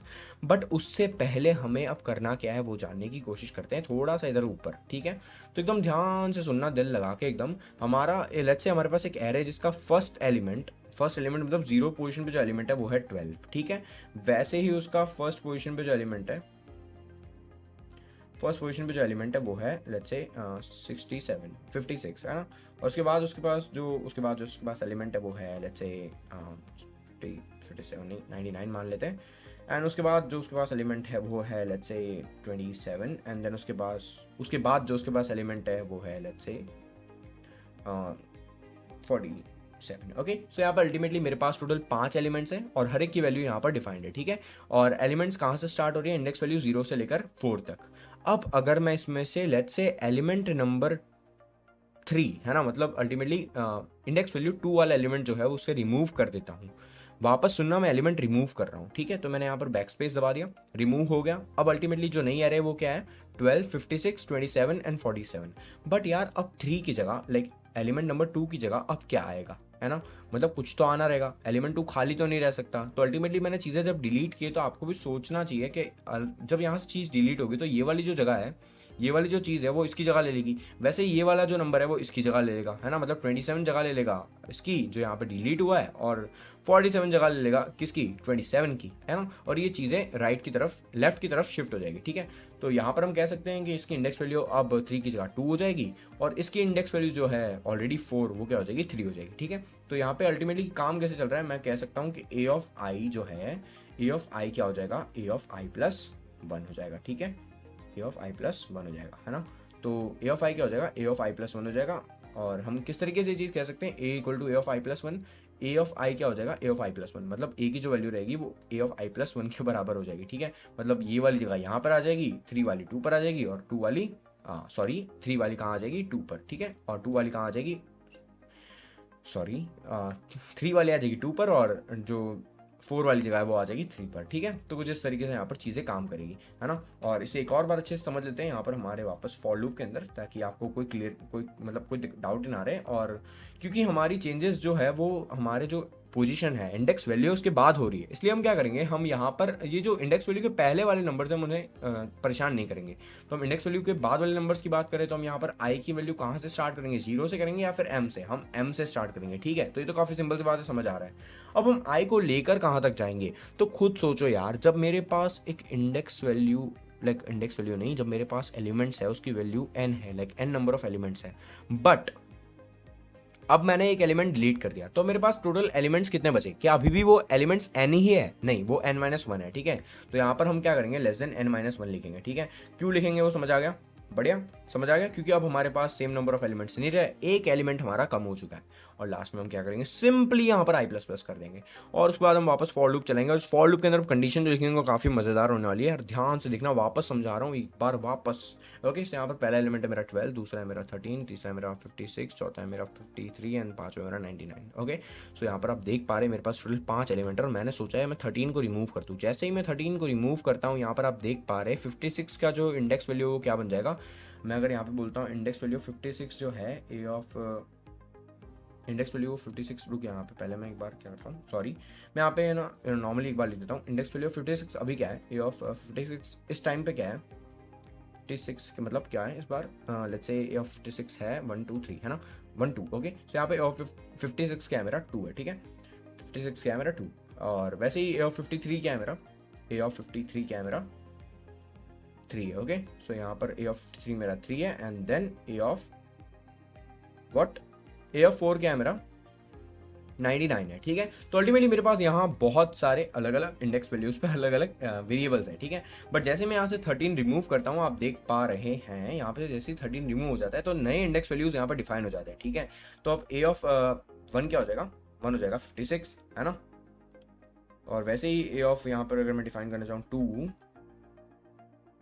तो ए ऑफ 2 क्या हो जाएगा इस बार, ए ऑफ 2 क्या हो जाएगा 53 है ना। वैसे ही अगर मैं यहाँ डिफाइन करना चाहूँ ए ऑफ 3, तो ए ऑफ 3 क्या हो जाएगा इस बार, ए ऑफ 3 हो जाएगा, सॉरी ए ऑफ 3 हो जाएगा तुम्हारा 99, ठीक है। तो हर एक वैल्यू अपने आप में शिफ्ट हो गई, ठीक है। तो यहाँ पे हम ऐसा कह सकते हैं जनरली कि A of I equal to A of I plus 1 है ना। सही बात है, कुछ गलत नहीं है इसमें, है ना। यहाँ पर अल्टीमेटली क्या हो रहा है, A of I equal to A of I plus 1, मतलब ये वाली जो वैल्यू है वो ये वाली जो वैल्यू है ये वाली वैल्यू इसके बराबर हो जाएगी, है ना। और ये वाली वैल्यू इसके बराबर हो जाएगी, मतलब अल्टीमेटली एक का चेंज सब में आ रहा है, ठीक है। तो हम यहाँ पे A of I equal to A of I plus 1 कह सकते हैं, बात सही है, ठीक है। तो अभी हम यहाँ पे इसको मिटा देते हैं और ये वाली चीज़ यहाँ पर लिख देते हैं। और अब हम क्या करते हैं, यहाँ पे पहले तो ये एक सेमीकोलन यूज करते हैं and now we try to print this again. Okay, so जब मैं इसे वापस प्रिंट करने की कोशिश करता हूँ, I equal to 0 and then I this time what, क्या होगा आई लेस देन, और यहाँ पर भी मुझे एन ही रखना है। इस टाइम लाइक मैं चेकिंग कर रहा हूँ तो चेक के टाइम मैं एन रखूँगा, लाइक मैं सबकी वैल्यूज चेंज कर रहा हूँ तो वैल्यू तो एन तक चलेगी, ठीक है। पर अब मुझे वैल्यू को मतलब प्रिंट करवाना है, तो प्रिंट कहाँ तक होगा, अब मेरे पास n-1 नहीं है टोटल नंबर्स, ठीक है। अब मेरे पास एक जो एलिमेंट है वो रिमूव हो चुका है, ठीक है। तो अब मेरे कहाँ तक चलेगा लूप, n-1 तक चलेगा। तो अब मैं क्या करूँगा, अब मैं यहाँ पे सिंपली लिख देता हूँ कि आई प्लस प्लस सिंपल। सो अरे सिंपल है, ज़्यादा इतना मुश्किल कोड नहीं है, अगर फिर भी मुश्किल लग रहा है तो एक बार खुद से ट्राई करो, हो जाएगा, नहीं होगा तो कोई नहीं, वापस पढ़ा देंगे बता देंगे, है ना। बट फिर भी हो जाना चाहिए, इतना कोई डिफिकल्ट नहीं है, ये तो काफ़ी सिंपल है। परसेंट डी लिखते हैं और यहाँ पर लिख देते हैं परसेंट डी, है ना। और बाद में स्लैश एन करके इसको खत्म करते हैं, फटाफट से खत्म करते हैं। काफ़ी अच्छा क्वेश्चन था ये। बाकी अगर क्वेश्चन नहीं आ रहा समझे तो कोई दिक्कत वाली बात नहीं, वापस देख लो, 2-3 बार देख लो, क्वेश्चन बहुत जोरदार एकदम मक्खन जैसा क्वेश्चन है, मतलब मज़ा आ जाएगी। क्योंकि मेरे को भी जब क्वेश्चन मैंने फर्स्ट टाइम किया था बहुत मस्त लगा था। हालांकि ठीक है फर्स्ट टाइम इतनी जल्दी हुआ नहीं था, मुझे 2 दिन लगे थे खुद से इस क्वेश्चन को सॉल्व करने में। बाकी देखो आपको तो कुछ 9 या 10 मिनट लगेंगे खाली क्वेश्चन को सॉल्व करने में, है ना। तो आपके लिए तो बहुत अच्छा हो गया ये। ओके, सो यहाँ पर आप देख पा रहे हैं मैं यहाँ पर इंडेक्स वैल्यू मांग रहा है मुझसे, तो मैं कुछ भी लिख सकता हूँ, मैं लिखता हूँ 1, है ना। और जैसे मैं 1 लिखता हूँ आप देख पा रहे हैं नई वाली इंडेक्स वैल्यूज़ के साथ ये वैल्यूज़ यहाँ प्रिंट कर रहा है। 0 पे 12 और 1 पे यहाँ पर 3 आ चुका है, और वैसे ही अल्टीमेटली चीज़ें अपने आप ऊपर की तरफ शिफ्ट हो चुकी है, ठीक है। तो हमारे पास यहाँ नया एरे आ चुका है। तो कुछ इस तरीके से आप एक एरे को एक एलिमेंट को डिलीट कर सकते हैं एरे के अंदर, और नया एरे आप प्रॉपर्ली डिफाइन और आप प्रॉपर्ली प्रिंट कर सकते हैं, ठीक है। तो that's all about deleting an array.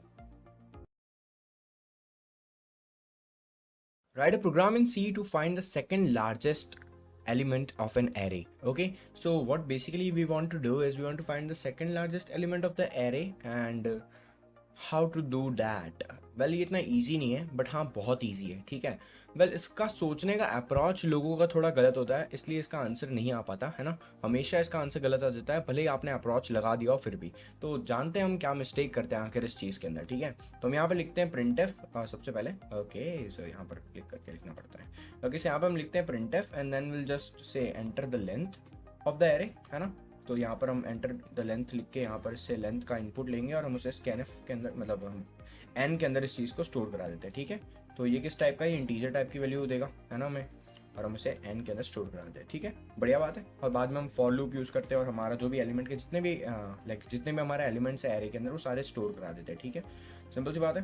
तो ये तो काफ़ी सिंपल है यार, और यहाँ पर हमने इस तरीके से लिख दिया sorry. Now what will do is will simply से printf। मेरी टाइपिंग स्पीड काफ़ी फास्ट हो चुकी थी, बट पता नहीं क्यों अभी 2-3 दिनों से मेरे थोड़े हाथ दुख रहे हैं, इसलिए मैं स्लो लिख पा रहा हूँ। ओके, सो यहाँ पर अब हम क्या करेंगे, %d लिख के और यहाँ पर हम लिख देते हैं a of i, है ना, simple. So now what will do is will simply say that we have stored the values, I can say we have stored the elements of array, but हमें एलिमेंट्स ऑफ एरे स्टोर नहीं करना है, हमें store करना है, हमें print करवाना है second largest number of the element of the array, है ना। सो ये चीज़ कैसे पॉसिबल हो सकती है, तो थोड़ा सा और सोचते हैं और जानने की कोशिश करते हैं ये चीज़ कैसे पॉसिबल हो सकती है। और उससे पहले हम सोचते हैं हमने कैसे largest element of the array find किया था।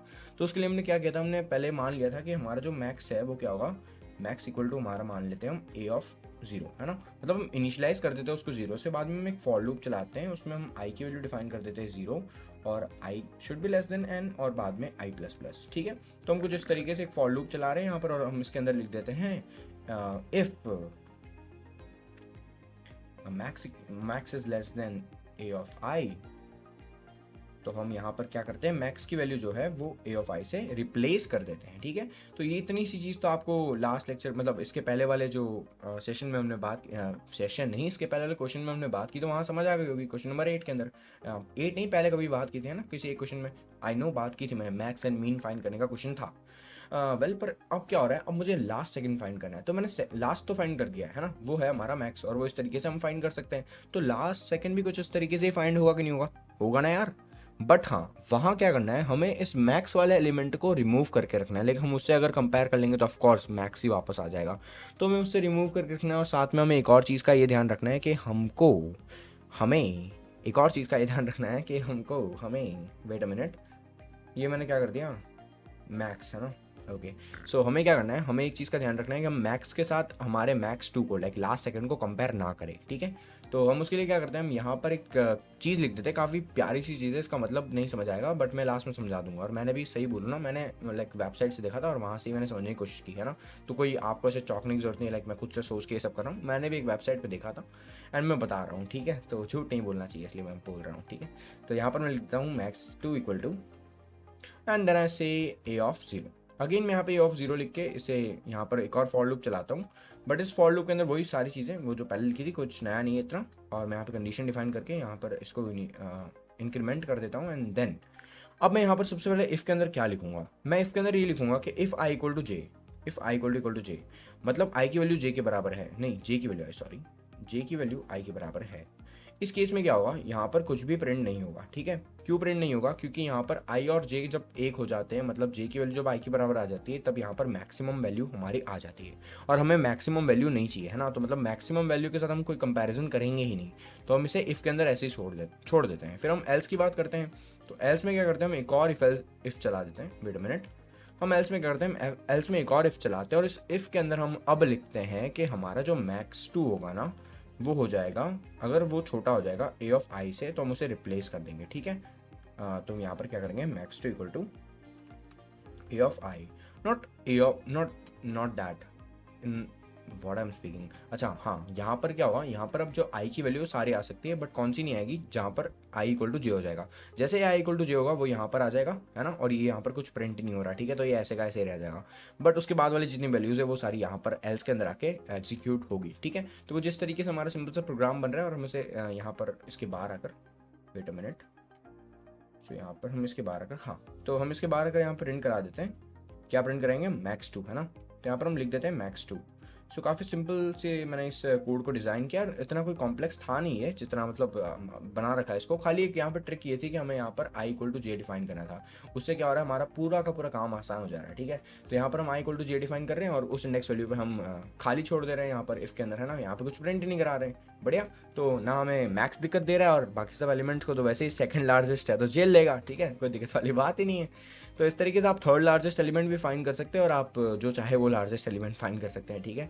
तो यहाँ पर अगर मैं लेंथ डिफाइन करता हूँ, लेट्स से 5 एंड मेरा फर्स्ट नंबर है 12 एंड मेरा सेकंड नंबर, अरे ये क्या हो गया, अच्छा मुझे पता है क्या हुआ, मैंने यहाँ पर एंड यूज़ नहीं किया। ओके सो ये मेरी आज 7वीं से 8वीं बार गलती है, मैंने यहाँ पे एंड यूज़ नहीं किया, ठीक है सॉरी। और जब अब मैं इसे रन करता हूँ तो you can see that length मुझसे पूछ रहा है और मैं लेंथ डिफाइन भी कर सकता हूँ, मुझे लेंथ पता है क्या है, लेंथ है 5 and then first number 24। So you can see the answer as 532, but the largest number is 543। Well काफ़ी बड़े बड़े नंबर ले लिए है ना, तो छोटे छोटे नंबर लेते हैं ताकि आपको भी समझ आए है ना क्या हो रहा है। सो यहाँ पर हम मानते 12, यहाँ पर मानते 35, यहाँ पर मानते 88, यहाँ मानते 99, यहाँ हम मानते 36। ओके सो लार्जेस्ट नंबर तो है 99, बट यहाँ पर क्योंकि सेकंड लार्जेस्ट चाहिए तो क्या होगा आपके हिसाब से 88, ठीक है। तो चेक कर लेते हैं एक बार, और आंसर आ रहा है 88। ओके सो सही बात है, एकदम बढ़िया तरीके से चीज़ें रन हो रही है, ठीक है। तो that's all about how you can find second largest number in an array. Okay, write a program in C for addition और multiplication of two matrix of same size. तो बेसिकली हमें करना ये है, हमें दो मैट्रिक्स को आपस में ऐड करना है या मल्टीप्लाई करना है, दोनों ही करना है ना। तो किस तरीके से हम एक मैट्रिक्स को ऐड या मल्टीप्लाई कर सकते हैं with the help of arrays. Okay so यहाँ पर हम एरेज नहीं पढ़ेंगे, हम पढ़ेंगे 2 डायमेंशनल एरेज, जो कि हमने पहले नहीं पढ़ा था, ठीक है। तो बेसिकली एरे क्या होता है, हम यहाँ पर बहुत सारे एलिमेंट लाइक एक साथ लिख देते हैं और हम उसे स्टोर करके रख देते हैं। But what if I want to store more than one group of elements, like यहाँ पर मैंने टोटल 20 एलिमेंट स्टोर किए थे, बट मुझे ऐसे 20 एलिमेंट्स के भी 20 एलिमेंट्स चाहिए, लाइक मुझे ऐसे ग्रुप चाहिए जैसे यहाँ पर एक ग्रुप में 20 एलिमेंट है, पर मुझे टोटल 20 ऐसे ग्रुप चाहिए जिसमें 20-20 एलिमेंट हो सकते हैं, ठीक है। तो मतलब मेरे पास एक क्लास है जिसमें 40 बच्चे, पर अब मेरे पास एक पूरी स्कूल है जिसमें बहुत सारी क्लासेस है और हर एक क्लास में 40-40 बच्चे हैं, ठीक है। तो उसे हम बोल सकते हैं 2 डायमेंशनल एरे। ओके सो इस सेशन में हम बात करेंगे 2 डायमेंशनल एरे क्या होता है। और अगर 3 डायमेंशन की बात करते हैं तो अब मेरे पास 2 स्कूल्स है, लाइक मेरे पास अगर यहाँ पर मैं एक और यहाँ पर 20 लिख देता हूँ तो इसका मतलब क्या होता है, मेरे पास अब 20 स्कूल है जिसमें टोटल कितनी 20 क्लासेस है और हर एक क्लासेस में कितने बच्चे हैं, 20-20 बच्चे हैं, ठीक है। तो यहाँ पर अगर हम टोटल स्टूडेंट्स की बात करते हैं तो कितने, तो वो होंगे 20 जो आंसर आएगा वो टोटल नंबर ऑफ स्टूडेंट्स हो जाएंगे, ठीक है। तो कुछ इस तरीके से हम यहाँ पर ये वाली चीज़ भी फाइंड कर सकते हैं, किस तरीके से आप स्टूडेंट्स निकाल सकते हैं और। तो अभी के लिए तो बस इससे यहाँ पर 20 रखते हैं क्योंकि हमें 2 डायमेंशनल एरे की ही बात करनी है। और अगर ऐसे कोई क्वेश्चन फ्यूचर में बनते हैं तो हम उसे लाइक एक और सेशन लेके उसे डिस्कस कर लेंगे, ठीक है। तो अभी के लिए हम देखते हैं किस तरीके से मैट्रिक्स क्या होता है पहले तो, क्योंकि मे भी आपको नहीं पता होगा, वेल आई होप आपको पता हो, बट फिर बता देता हूँ लाइक मैट्रिक्स क्या होता है, छोटा सा एक डेफिनेशन कहते हैं। तो यहाँ पर देखो मैट्रिक्स होता है अल्टीमेटली एक combination of rose and columns. Okay so यहाँ पर हमारे पास इस तरीके से रोज है, ये हॉरिजॉन्टल, और यहाँ पर आप 12, 19, 18 वाली जो लाइन है वो वर्टिकल है और वो कॉलम है, ठीक है। तो यहाँ पर 3 रो दिख रही है आपको इस तरीके से और आपको इस तरीके से 3 कॉलम भी दिख रहे हैं, है ना। तो अल्टीमेटली यहाँ पर 3x3 का ये मैट्रिक्स है। इसका अगर मैं बात करूँ, ये इसके साथ जो एलिमेंट है जो हम इसमें ऐड कर रहे हैं वो भी 3x3 का है, ठीक है। तो अल्टीमेटली दोनों ही एलिमेंट जो एरे जो दोनों ही मैट्रिक्स है वो क्या है, सेम साइज के है ना। दोनों का ही अगर हम ऑर्डर की बात करते हैं तो क्या है 3x3 है, ठीक है। तो अगर मैं इस मैट्रिक्स के अंदर बोलता हूँ 47 नाम का जो ये एलिमेंट है किस पोजीशन पे है, तो पोजीशन कैसे डिफाइन होती है, वेल हम 12 से स्टार्ट करते हैं। 12 जो है वो यहाँ पर फर्स्ट रो के अंदर और फर्स्ट कॉलम के अंदर एग्जिस्ट कर रहा है। तो हम ये कह सकते हैं कि जो 12 है वो है 1,1 पे एग्जिस्ट कर रहा है, ठीक है। और यहाँ पर 1,1 क्या डिफाइन कर रहा है, रो कॉमा कॉलम। ओके तो first row and first column. वैसे ही अगर हम बात करते हैं 47 के बारे में, तो 47 जो है वो है सेकंड रो के अंदर और सेकंड कॉलम के अंदर, तो हम उसे बोल सकते हैं 2,2। ओके वैसे हम बात करते हैं 62 के बारे में, तो वो है थर्ड कॉलम में बट सेकंड रो में, तो हम लिखेंगे रो कॉमा कॉलम, तो 2,3। ओके वैसे अगर हम बात करते हैं 66 के बारे में, तो वो है थर्ड रो में और सेकंड कॉलम में, तो 3,2। ओके सो इस तरीके से हम मैट्रिक्स की पोजीशन डिफाइन कर सकते हैं और हमें पता है पोजीशन का कितना इंपॉर्टेंस होता है एक एरे के अंदर, ठीक है। बट यहाँ पर अगर आपने एक चीज गौर की हो तो यहाँ पर कहीं भी पोजीशन 0 नहीं आ रही है ना, मतलब हम जब इंडेक्स वैल्यूज की बात कर रहे थे हमारे 1 डायमेंशनल एरे के अंदर, तो वहां पर कहानी 0 से स्टार्ट हो रही थी और यहाँ पर नहीं हो रही, ठीक है। तो ये चीज खाली दिमाग में रखना है ना। और अभी हम बात करते हैं यहाँ पर दूसरा एक एलिमेंट है जिसमें मतलब एरे मैट्रिक्स है जिसमें सारी चीजें वैसे मैंने अलग अलग लिखी है, लाइक यहाँ पे भी एलिमेंट्स है 1 2 3 4 5 6 नॉर्मली जो एलिमेंट्स होते हैं वैसे, है ना। और यहाँ पर मैंने क्या किया, इसको ऐड करना है। तो बेसिकली जब मैं इसे ऐड करूंगा तो मैं क्या करूंगा, मैं यहाँ पर इसके फर्स्ट एलिमेंट को सामने वाले मैट्रिक्स के फर्स्ट एलिमेंट के साथ ऐड कर दूंगा। इसका मतलब क्या होगा, जो फर्स्ट एलिमेंट अब जो मेरे पास जो एडिशन आएगा वो किस तरीके से आएगा, यहाँ पर आएगा 13 टैप, देन 67 प्लस 2 क्या हो जाएगा, मतलब अब ये वाला नंबर 2 और इसके सामने वाला जो 67 है वो, तो ये हो जाएगा 69, ठीक है। तो किस इस तरीके से हम एलिमेंट्स को ऐड करते हैं और अगर आपको थोड़ा बहुत समझ आ रहा होगा तो हम बेसिकली कर क्या रहे हैं, हम एलिमेंट्स को यहाँ पर ये 99 + 3 हम करते हैं तो 102 आ जाता है, ठीक है। तो हम कुछ इस तरीके से एलिमेंट्स को ऐड कर रहे हैं, ठीक है। तो अल्टीमेटली हम कर क्या रहे हैं, हम यहाँ पर लेट्स से यहाँ पर 19 + 24 ये 23 हो जाएगा, ठीक है। और अब यहाँ पर मैं लिख सकता हूँ 47 + 5 equal to let's say 30 53 52। Okay, so यहाँ पर अल्टीमेटली मैं कर क्या रहा हूँ, मैं यहाँ पर जो सेम पोजीशंस वाले एलिमेंट्स है लाइक 2 जो है वो 1,2 पर है, वैसे 67 जो है वो 1,2 पर है, तो मैं इन दोनों को ऐड कर दे रहा हूँ। तो अल्टीमेटली मैं जो सेम पोजीशन वाले एलिमेंट्स है उन्हें साथ में लिखकर ऐड कर दे रहा हूँ। तो ये बात होती है एडिशन के बारे में, मतलब ये और ये एक जगह पर है, तो मतलब सोच लो, थोड़ा बहुत समझ लो यार। सेम पोजीशन मतलब इन दोनों की यहाँ पर इसकी जो जो लोकेशन है वही 8 की लोकेशन है, तो ये दोनों को हम ऐड कर सकते हैं, ठीक है। और वही यहाँ पर हम लिख देंगे, कहाँ पर लिखेंगे, यहाँ पर 52 के नीचे। ओके, तो इस तरीके से हम ऐड करके लिख सकते हैं चीज़ें। तो ये तो बात हुई नॉर्मली हम किस तरीके से ऐड कर सकते हैं उसकी, बट हम अब जानते हैं किस तरीके से हम एक मैट्रिक्स को एक सी प्रोग्राम बना के ऐड कर सकते हैं, ठीक है। तो मैट्रिक्स को अगर सी प्रोग्राम में ऐड करना है उससे पहले हमें एक मैट्रिक्स बनाना होगा, है ना। और हम यहाँ पर बात कर रहे हैं सेम साइज के मैट्रिक्स की। अगर मैट्रिक्स अलग साइज का हो तो क्या, वेल यहाँ पर ऐसा भी तो मैट्रिक्स बन सकता है जिसमें खाली ये 2 ही रोज और 3 कॉलम हो, ठीक है। तो ऐसे मैट्रिक्स को हम किस तरीके से लाइक सॉल्व करेंगे एंड यहाँ पर हमारी क्या अप्रोच रहेगी। तो यहाँ पर हमारी जो रोज है वो 2 है, मतलब 2 क्रॉस हमारा 3 का मैट्रिक्स बनेगा, ठीक है, क्योंकि कॉलम्स अभी भी 3 ही है। तो ये कैसा मैट्रिक्स बनेगा, 2 क्रॉस 3 का। तो यहाँ पर हमारी जो नंबर ऑफ रोज क्या रहेगी वो रहेगी 2 और नंबर ऑफ कॉलम्स क्या रहेंगे 3। तो अल्टीमेटली हमने यहाँ पे रो लिखा है तो हम रो में क्या लिख देंगे, यहाँ पर 2। और वैसे हम एक और चीज प्रिंट करा देंगे यहाँ पे printf एंटर COLUMN।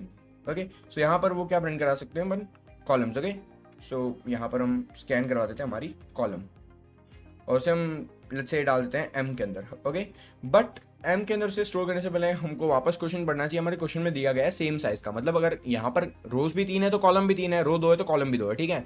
तो यहाँ पर अगर सेम साइज का है तो क्या हमारे जो रोज एंड कॉलम्स रहेंगे वो सेम रहेंगे। तो बजाय उसे अलग अलग स्टोर कराने के क्या हम एक जगह ही स्टोर करा सकते हैं और ये बोल सकते हैं enter the I can say enter the size of matrix. Okay, so यहाँ पे साइज मतलब आप समझ जाना, यहाँ पर साइज मतलब क्या हो रहा है, ये पूछ रहा है 3 क्रॉस 3 का मैट्रिक्स या 2 क्रॉस 2 का मैट्रिक्स चाहिए। ओके, सो यहाँ पर साइज का मतलब ये है। पहले वाले क्वेश्चन में साइज का मतलब क्या था, enter the number of elements, but यहाँ पर साइज नंबर ऑफ एलिमेंट्स नहीं है। अगर नंबर ऑफ एलिमेंट्स काउंट करने तो आपको क्या करना होगा, जितने भी ये साइज जो दे रहा है उसको अपने आप से ही मल्टीप्लाई कर देना होगा, ठीक है। मतलब साइज का स्क्वायर कर देना है। जैसे अगर मैंने इनपुट डाला है साइज का, जैसे यहाँ पर मैंने एंटर द साइज में लिखा है 3, तो नंबर ऑफ एलिमेंट्स की जब बात होती है इस मैट्रिक्स के अंदर तो वो हो जाएगा 3 क्रॉस 2, मतलब 3 की पावर 2 जो कि होता है 9, है ना, 3 क्रॉस 3। तो आप देख भी पा रहे हैं यहाँ पर ये जो मैट्रिक्स है 3 क्रॉस 3 का, इसमें टोटल कितना एलिमेंट है, 1 से लेकर 9 तक है, ठीक है। तो 9 एलिमेंट्स हुए, है ना। तो अब हम बात करते हैं किस तरीके से हम एलिमेंट को लाइक एक एरे को स्टोर करा सकते हैं विद हेल्प ऑफ यूजर, है ना। एरे नहीं, हम किस तरीके से एक मैट्रिक्स को स्टोर करा सकते हैं विद हेल्प ऑफ यूजर। तो हम यहाँ पर लिखते हैं सबसे पहले तो printf, एक लाइन छोड़ के printf, और यहाँ पर हम लिखते हैं अब enter the elements of. Okay, so यहाँ पर हम मैट्रिक्स ए के जितने भी एलिमेंट्स हो यहाँ पर इस तरीके से इसे मतलब यूजर को बता देंगे कि अब आपको जो स्टोर मतलब आपको जो लिखना है वो क्या है, एलिमेंट्स है किसके, मैट्रिक्स ए के। उसके बाद हम क्या करेंगे, हम एक फॉर लूप चलेंगे, बड़ा प्यारा सा फॉर लूप होगा ये, और यहाँ पर आपको अपना पूरा दिमाग खोल के सुनना है। मैंने पहले क्या बोला था उसके बारे में, ठीक है। मैंने पहले बोला था यहाँ पर कहानी स्टार्ट हो रही है 1 से, है ना, मतलब 12 जो है वो कौन सी इंडेक्स पोजीशन पे 1,1 पर। तो यहाँ पर क्या मैं i को 0 इनिशियलाइज कर सकता हूँ, नहीं, मैं इस बार 1 करूंगा, है ना। और i less than equal to मैं क्या रख दूंगा, less than equal to n। Less than n क्यों नहीं रखूंगा, क्योंकि अब अगर मैं लेस देन n रख देता हूँ तो मेरे पास टोटल एलिमेंट हो जाएंगे n-1, और मुझे टोटल एलिमेंट कितने रखने हैं, n, है ना, मतलब रोज में मुझे कितने एलिमेंट रखने हैं, n। ओके, सो यहाँ पर मैं इसे एक और बार यहाँ पे इटरेशन दे देंगे नॉर्मल से जैसे पहले दे रहे थे। और इस फॉर लूप के अंदर क्योंकि इस बार मुझे यार एक 2 डायमेंशनल एरे स्टोर कराना है तो मैं इस बार फॉर लूप भी 2 बार चलाऊंगा, ठीक है। तो अंदर वाले फॉर लूप का काम क्या रहेगा, वो प्रिंट करवाएगा ये कॉलम वाली चीज़ है, ठीक है, मतलब ये वाली चीज़ें प्रिंट करवाएगा। बाद में क्या होगा, वापस से फॉर लूप घूमेगा और बाद में यहाँ पर आ जाएगा, बाद में ये वाली चीज़ें प्रिंट बता देता हूँ, एक बार बता देता हूँ, ठीक है। एक बार लिख दूँ बाद में अपने आप समझ आ जाएगा, ठीक है। तो यहाँ पर मैं वापस से वो जे वाली कंडीशन जो भी है सेम टू सेम सब लिख के प्रिंट कराता, प्रिंट मतलब एक बार इसे रन करा देते हैं। ओके, सो यहाँ पर मैंने जे भी लिख दिया और एक और फॉर लूप मैंने यहाँ पे चला दिया, ठीक है। अब इस फॉर लूप के अंदर हम बेसिकली क्या कर रहे हैं, हम प्रिंट करवा रहे हैं सबसे पहले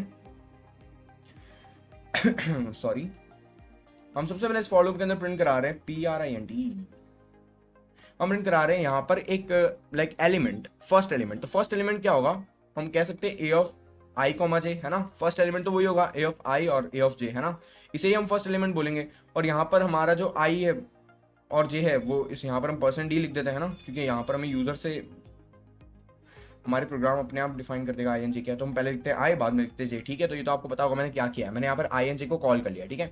और बाद में मैं यहाँ पर ये वाला ऐसे करके लिख देता हूँ, ठीक है। और मैं यहाँ पे स्कैन क्या करूँगा, अब मैंने यहाँ पर एंटर तो बोल दिया पर मुझे स्कैन भी तो कराना होगा, तो मैं यहाँ पे स्कैन करा देता हूँ यहाँ पे %d लिख के उस एलिमेंट को INJ, ठीक है। तो यहाँ पर उस पोजीशन वाला एलिमेंट को मैं इसके अंदर स्टोर करा दूंगा, ठीक है, INJ वाले I, J वाले जो भी एलिमेंट होगा। अभी किस तरीके से फॉर लूप चलेगा और ध्यान से सुनना, यहाँ पर सबसे पहले I की वैल्यू होगी 1, ठीक है। और हम मानते हैं यहाँ पर जो n है वो है 3। सपोज यूजर ने यहाँ पर जो n की वैल्यू डाली है एंटर द साइज के अंदर डाली है 3, ओके। हम 3 ही मानेंगे और हम हमारे क्वेश्चन में भी 3 ही मान के चलेंगे, बस मानना है तो मानना है, ठीक है।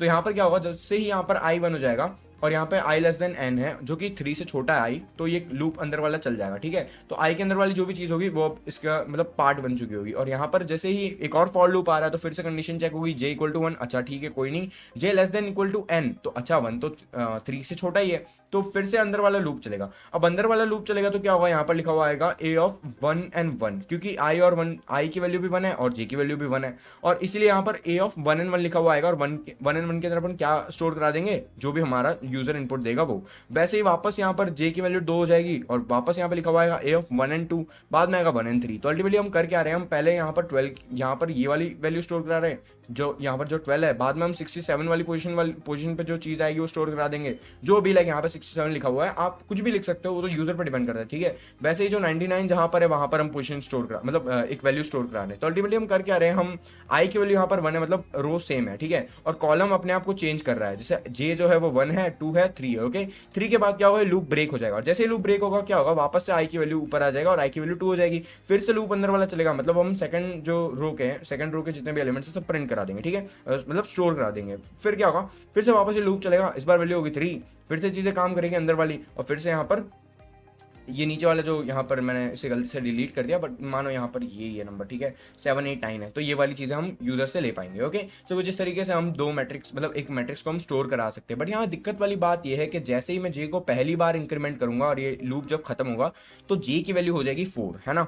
अब जे की वैल्यू जब 4 हो चुकी है और इसलिए लूप ब्रेक हुआ है, तो वापस जब आई की वैल्यू यहाँ पर 2 हो जाएगी और ये लूप अंदर चलेगा, लाइक आप फॉर लूप फर्स्ट वाले फॉर लूप से अंदर वाले फॉर लूप में आओगे तो आपकी जे की वैल्यू अब ऑलरेडी 4 है, तो क्या ये अंदर वाला फॉर लूप चलेगा? नहीं चलेगा यार, क्योंकि जे की वैल्यू ऑलरेडी 4 है। तो जे को वापस हम यहाँ इनिशियलाइज कर देते हैं 1 के साथ, ताकि हमें वापस एक फ्रेश वैल्यू मिल जाए जे की, ठीक है। तो जैसे जैसे लूप चलता रहेगा वैसे वैसे जे की वैल्यू वापस 1 से इनिशियलाइज होकर चलती रहेगी उस हिसाब से, ओके।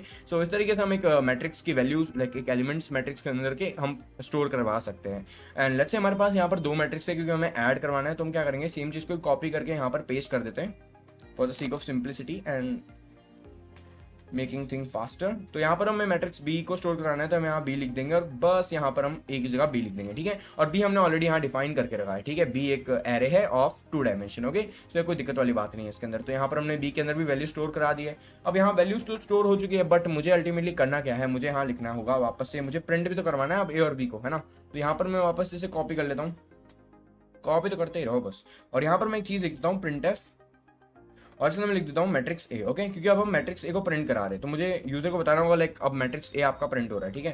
मैं यहाँ पे मैट्रिक्स ए करके ऐसे लिखूंगा और मैं यहाँ पे स्लैश भी लगा देता हूँ, और अब मैं मैट्रिक्स ए को प्रिंट कराऊंगा। तो मैंने यहाँ पे फॉर लूप ऐसे जैसे पहले चलाया वैसे चला लिया, और मैं यहाँ पर लिख देता हूँ ये प्रिंट एफ, और इसके अंदर मैं यहाँ पर लिख देता हूँ wait a minute, okay. So यहाँ पर मैं लिखता हूँ प्रिंट एफ, और बाद में इसके अंदर मैं %d लिख के और थोड़ा सा टैब छोड़ देता हूँ, और यहाँ पर बाहर में लिख देता हूँ a of I and j, okay. So यहाँ पर हम इस तरीके से एक एक मैट्रिक्स को प्रिंट करा सकते हैं। बट यहाँ पर दिक्कत आ रही है, जब ये पहली बार रन होगा लाइक I की वैल्यू 1 और j की वैल्यू फिर से 1 होगी, और बाद में j की वैल्यू 2, j की वैल्यू 3 हो जाएगी। 3 के बाद ये जब j वाला लूप ब्रेक हो जाएगा और वापस से ये I वाला लूप स्टार्ट होगा। अब I की वैल्यू 2 है, बट अब आप थोड़ा सा ध्यान से सोचो, क्या ये चीज़ नई लाइन पे प्रिंट होगी? मतलब जैसे ही ये वाली चीज प्रिंट हो रही है लाइक ये 12, 67 एंड 99, यहाँ पर टैब का स्पेस तो मैंने छोड़ रखा है, आप देख भी पा रहे हैं, है ना। बट जैसे ही ये लूप ब्रेक होता है फर्स्ट वाला, और वापस से जे की वैल्यू मतलब हम जे की वैल्यू 4 हो जाती है और हम वापस से I2 पर आ जाते हैं। अब I2 पर जब हम आ रहे हैं तो यहाँ पर हम न्यू लाइन पे आ रहे हैं, बट यहाँ पर तो हमने न्यू लाइन के लिए कुछ लिखा ही नहीं है। तो हम क्या करेंगे, हम सिंपली यहाँ पर फॉर लूप के नीचे लिख देते हैं print F new line, okay. So हम न्यू लाइन इसलिए लिख रहे हैं क्योंकि हमें इस बार नई लाइन पे आना है, ओके। क्योंकि हमें यहाँ पर क्या करना है, रो 2 को एक्सप्रेस करना है। अगर वो रो 1 के ही साथ मर्ज हो जाएगी तो कैसे चलेगा, तो हम यहाँ पर न्यू लाइन लिख दे रहे हैं, ठीक है। तो कुछ इस तरीके से आप एक मैट्रिक्स को आई कैन से प्रिंट कर सकते हो। तो यहाँ पर हमने मैट्रिक्स ए प्रिंट कर लिया, वैसे ही हम क्या करेंगे, इसे कॉपी पेस्ट कर लेते हैं फटाफट से और यहाँ पर हम मैट्रिक्स बी को प्रिंट कर लेते हैं। ठीक है, तो यहाँ पर हम सेम चीज़ लिखते हैं और यहाँ पर हमारा मैट्रिक्स बी प्रिंट हो चुका है। ओके, सो यहाँ पर इसे बी लिख देते हैं पहले और अंदर भी हम इसे बी कर देते हैं। ओके, सो कुछ इस तरीके से आप एक मैट्रिक्स को प्रिंट करवा सकते हैं। बट हमारा टास्क तो ये भी नहीं था यार, हमारा टास्क तो था किस तरीके से हम एक मैट्रिक्स को ऐड कर सकते हैं। और जब बात आती है एडिशन की, तो वापस हम एक फॉर लूप चला लेते हैं और क्योंकि हमें यहाँ पर कुछ ये वाला नहीं लिखना, हमें सिर्फ ऐड करवाना है। ठीक है, फॉर लूप की मदद से। तो हम क्या करेंगे, फॉर लूप के अंदर यहाँ पर ये कंडीशन हटा देते हैं और यहाँ पर हम इसे नीचे भी हटा देते हैं। तो हमने वापस, अगर मैं आपको रिवाइंड कराऊँ, तो हमने एडिशन के टाइम बात की थी, हम एडिशन में करते क्या है, हम ये वाले पोजीशन वाले एलिमेंट को सामने वाले मैट्रिक्स के ही सेम पोजीशन वाले एलिमेंट के साथ ऐड कर देते हैं। ठीक है, तो अल्टीमेटली हम कर क्या रहे हैं, हम यहाँ पर ऐसा लिख सकते हैं क्या कि जो हमारा सम नाम का जो नया मैट्रिक्स बनेगा एडिशन वाला, वो उसका आई और जेथ एलिमेंट अगर मुझे फाइंड करना है तो वो होगा किसके बराबर, ए के आई जे प्लस बी के आई और जे वाले एलिमेंट के जितना। ओके, सही चीज लिखी है ना। मतलब जब यहाँ पर सम की वैल्यू हो जाएगी, सम हो जाएगा ए ऑफ 1,1, तो यहाँ सॉरी सम हो जाएगा 1,1। सम की 1,1 पोजीशन क्या होगी, ए की 1,1 पोजीशन प्लस बी की 1,1 पोजीशन, जो कि बात भी सही है ना। ये सम की 1,1 पोजीशन क्या है, ए की 1,1 पोजीशन प्लस बी की 1,1 पोजीशन। ओके, मतलब 12 प्लस 1 इक्वल टू 13, जो कि प्रूफ भी हो रहा है। ठीक है, वैसे ही सारे एलिमेंट्स इसके हिसाब से अरेंज हो जाएंगे और मतलब इसके हिसाब से सेट हो जाएंगे। ठीक है, तो अब हम इसे एक काम करते हैं, लाइक हमने तो यहाँ पे वैल्यू अभी बस मतलब सेव करवाई है, लाइक हमने सम नाम के मैट्रिक्स में एलिमेंट सेव करवा दिए। बट अगर मुझे इसे प्रिंट कराना होगा तो फिर से मुझे यहाँ पे लिखना होगा प्रिंट एफ, और प्रिंट कराते समय वही सारी बातें सम लिख देते इधर, ज़्यादा कुछ नहीं लिखते। और यहाँ पर हम इसे न्यू लाइन लिख देते हैं ताकि आप कंफ्यूज ना हो। और यहाँ पर हम फिर से फॉर लूप चलाते हैं हमारा प्यारा सा, और इसके अंदर हमने यहाँ पर प्रिंट एफ लिखा है, इसकी जगह हम यहाँ पर आई और जे की जगह ए की जगह हम लिख देते हैं सम। ओके, सो हम बेसिकली अब सम नाम का जो नया मैट्रिक्स हमारा फॉर्म हो चुका है उसे प्रिंट करा देंगे। ठीक है, तो यहाँ पर इसे हम हटा देते हैं ये वाली चीज़ को। ओके, सो हमने इस तरीके से सम निकाला और हम उसे प्रिंट भी करा सकते हैं। तो let me take one example for the clearance of this topic, है ना। सो यहाँ पर मैं एक एग्जांपल मानता हूँ, ऑलरेडी 15 मिनट हो चुके हैं इस सेशन को, लाइक इस क्वेश्चन को। यहाँ पर मैं मानता हूँ 3x3 का एक मैट्रिक्स है, तो 3x3 के मैट्रिक्स का जो पहला एलिमेंट होगा वो क्या होगा, ए के अंदर। तो ए के अंदर जो 1,1 पे हम मानते हैं 1। ओहो, क्या दिक्कत आ गई। अच्छा, मैंने यहाँ पर परसेंट डी के बाद यहाँ पर हम जब सेव करते तो हमें परसेंट यूज़ करना होता है ना यार स्कैनफ के अंदर, मैं भूल गया था। और ये मैं आज शायद तक अब तो पता नहीं कितनी बार भूल चुका हूँ। ओके, कोई नहीं, भूल चूक माफ। 1 2 3 4 5 6 आप देख पा रहे हैं यहाँ पर एलिमेंट्स किस तरीके से प्रिंट हो रहे हैं। ठीक है, मतलब ये रो फर्स्ट के बाद में रो सेकंड के एलिमेंट्स, और ये रो थर्ड के भी प्रिंट करवा रहा हूँ। ओके, सो कुछ इस तरीके से आप एलिमेंट्स प्रिंट करवा सकते हैं। अब यहाँ पर मैट्रिक्स बी के एलिमेंट मान रहा है, तो वो मैं मान लेता हूँ लेट्स से वापस से 1, 2, 3, 4, 5, 6, 7, 8, 9। ओके, सो यहाँ पर आप देख भी पा रहे हैं, अब यहाँ पर आ रहा है मैट्रिक्स ए 1 2 3 4 5 6 7 8 9, मैट्रिक्स बी भी आ रहा है 1 2 3 4 5 6 7 8 9, और मेरा जो एडिशन आ रहा है वो आ रहा है 1 + 1 2 और 2 + 2 4 और 3 + 3 6, और इस तरीके से सारी चीजें अपने आप ऐड हो जा रही है। ठीक है, तो that's so now we'll see how you can multiply a matrix using like how you can multiply a matrix. Okay, so normally see like हम अगर बुक पे मल्टीप्लाई करना चाहे तो हम किस तरीके से मैट्रिक्स को मल्टीप्लाई कर सकते हैं। सो बेसिकली हम करते क्या है, हम हमारी मैट्रिक्स के जो फर्स्ट रो होती है उसे हम सेकंड रो के जो सेकंड कॉलम होता है, लाइक सेकंड मैट्रिक्स के फर्स्ट कॉलम के साथ हम मल्टीप्लाई करते हैं। मतलब फर्स्ट रो को हम सेकंड मैट्रिक्स के फर्स्ट कॉलम के साथ मल्टीप्लाई कर देते हैं, सिंपल। और मल्टीप्लाई हम किस तरीके से करते हैं, हम यहाँ पर 1 को मल्टीप्लाई करते हैं 7 के साथ, और वैसे ही हम 2 को मल्टीप्लाई करते हैं 9 के साथ, और हम 3 को मल्टीप्लाई करते हैं 11 के साथ, और बाद में हम जो भी आंसर आते हैं उनको आपस में ऐड करके यहाँ पर एज अ 58 जैसे यहाँ पर आ रहा है तो हम यहाँ पर लिख देते हैं। ठीक है, और वैसे ही हम बाद में इसको 1 को करेंगे, 2 को करेंगे, 3 को करेंगे, 8 और 10 और 12 के साथ, और उसका जो आंसर आएगा वो हम यहाँ लिख देंगे। ठीक है, वैसे ही हम यहाँ पर नीचे 4 को, 5 को, 6 को करेंगे पहले 7 9 11 के साथ, उसका जो आंसर एडिशन का आएगा वो यहाँ लिख देंगे, और वैसे ही हम 4 5 6 को करेंगे 8 10 12 के साथ, और उसका आंसर हम यहाँ लिख देंगे। ठीक है, तो इस तरीके से हम एक मैट्रिक्स फॉर्म कर रहे हैं। ओके, तो यहाँ पर अल्टीमेटली हो क्या रहा है, मेरा जो मैट्रिक्स अभी मेरे पास है वो कितने साइज का अगर मैं बोलूँ तो वो है 2 क्रॉस, वेट अ मिनट, वो है यहाँ पर। ओके, सो वो मैट्रिक्स जो है वो यहाँ पर है 2 क्रॉस 3 का। ओके, क्योंकि यहाँ पर हमारे पास है 2 रोज और 3 कॉलम्स, है ना। यहाँ पर है 2 रोज 1 और 2, और हमारे पास कॉलम कितने हैं 3, 1 2 और 3। ओके, सो जब हम सेकंड वाले मैट्रिक्स की बात करते हैं तो यहाँ हमारे पास है 2 कॉलम्स और 3 कॉलम्स और 2 रोज, है ना। तो अल्टीमेटली यहाँ हो क्या रहा है, हमें ये समझ आ रहा है कि हमको अगर दो मैट्रिक्स को मल्टीप्लाई करना है तो हमारा जो फर्स्ट मैट्रिक्स है उसका जो कॉलम है वो बराबर होना चाहिए सेकंड मैट्रिक्स के रो के, है ना। मतलब इस फर्स्ट मैट्रिक्स का column should be equal to second matrix row, है ना। मतलब यहाँ पर हम कह सकते हैं जे इक्वल टू आई, मतलब अगर यहाँ पर I1 J1 है और I2 J2 है तो हमारा J1 इक्वल टू I2 होना चाहिए, ठीक है। मतलब फर्स्ट रो का जो फर्स्ट मैट्रिक्स का जो कॉलम है वो बराबर होना चाहिए सेकंड मैट्रिक्स के रो का, है ना, नंबर ऑफ रोज का, ठीक है। तो बस इस तरीके से हम यहाँ पर ये चीज़ लिखते हैं और हमारा जो फाइनल आंसर आ रहा है वो आ रहा है 2x2 का मैट्रिक्स, है ना। मतलब हम कह सकते हैं हमारा फाइनल आंसर आ रहा है वो आ रहा है 2 और ये वाला 2, है ना। तो हमारा जो फाइनल आंसर आएगा वो क्या आएगा 2x2। ओके, सो इस तरीके से हम एक मैट्रिक्स को मल्टीप्लाई करते हैं। ओके, और यहाँ पर इंपॉर्टेंट क्या है, वो मैट्रिक्स के ये वाली चीज़ और ये वाली चीज़ सेम होना, है ना। अगर ये सेम नहीं हुए तो क्या होगा, मैट्रिक्स मल्टीप्लाई नहीं हो सकता, ठीक है। जैसे हम ऐड करते हैं तो ऐड में क्या होना चाहिए, मैट्रिक्स दोनों के दोनों सेम डायमेंशंस के होने चाहिए। लाइक अगर वो 3x3 है या अगर सेम ऑर्डर के होने चाहिए, अगर ये 3x3 तो वो भी 3x3, अगर ये 5x2 है तो वो भी 5x2, अगर ये 6x8 है तो वो भी 6x8। ओके, मतलब चीज़ें सेम होनी चाहिए। तो आप देख भी पा रहे हैं यहाँ पर अब सेकंड एलिमेंट कैसे प्रिंट हो रहा है। यहाँ पर 1 को हम पहले 8 के साथ करेंगे, बाद में 2 को 10 के साथ और 3 को हम करेंगे 12 के साथ मल्टीप्लाई। ओके, उसके बाद हम यहाँ पर इन सबको ऐड करके यहाँ पर 64 हमारा आंसर आ रहा है।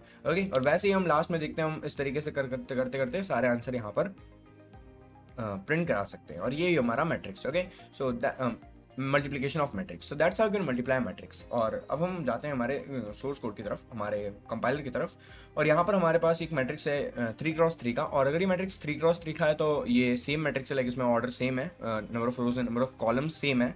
तो इसमें मैट्रिक्स हम मल्टीप्लिकेशन यूज़ कर सकते हैं ना, विदाउट एनी डाउट्स। ओके, सो मल्टीप्लिकेशन हम कैसे करेंगे, हम सबसे पहले 1 को करेंगे 1 के साथ, हम 2 को करेंगे 4 के साथ और 3 को करेंगे 7 के साथ। तो अल्टीमेटली हमारा आंसर क्या आ जाएगा 30, है ना। क्यों, 3 7 जा क्या होता है, 7 3 जा क्या होता है, बोलो 7 3 जा क्या होता है, 7 1 जा 7, 7 2 जा 14, 7 3 जा 21, है ना। और वैसे ही 4 2 जा क्या होता है 8, और वैसे ही 1 1 जा क्या होता है 1, है ना। तो आंसर अल्टीमेटली क्या आ रहा है हमारा 30। और वैसे ही हम फर्स्ट वाली रो को सेकंड वाले कॉलम के साथ करेंगे और उसका आंसर यहाँ आगे लिख देंगे। और वैसे ही हम फर्स्ट वाली रो को थर्ड वाले कॉलम के साथ करेंगे, उसका आंसर यहाँ लिख देंगे और आगे, ठीक है। और इस तरीके से हम पूरा यहाँ पर एक मैट्रिक्स फॉर्म कर पाएंगे और उस मैट्रिक्स का जो ऑर्डर होगा वो भी होगा 3x3, ठीक है। तो मतलब इस तरीके से हम इस मैट्रिक्स को मल्टीप्लाई कर सकते हैं। और यहाँ पर आप लाइक मैंने सोर्स कोड लिखा है पर आपको नहीं बताऊंगा, आपको एक क्वेश्चन खुद से ट्राई करना है ताकि आप इसको समझ पाओ और किस तरीके से मतलब मैंने किया है। और अगर मैं इस क्वेश्चन का सोर्स कोड पिन कर दूँ लाइक कमेंट्स के अंदर या फिर डिस्क्रिप्शन के अंदर, तो आपको अपने आप समझ आएगा हाँ यहाँ क्या हुआ है। तो मतलब इसे समझाने की जगह मैं कह सकता हूँ कि हाँ ये आपका एक प्रैक्टिस क्वेश्चन है जिसका आपको खुद से ट्राई करना चाहिए। और इसी के साथ एक और क्वेश्चन भी मैं आपको प्रैक्टिस के लिए देना चाहता हूँ, वो है how to find the transpose of a matrix. तो ये दो क्वेश्चन आपको ट्राई करना है, अगर आपको नहीं समझ आ रहे तो मैं इनके जो सॉल्यूशंस है लाइक इनके जो सोर्स कोड है वो मैं description. So that's all for today's session and we'll talk about string in next video. So that's all for today. Have a nice day. Bye.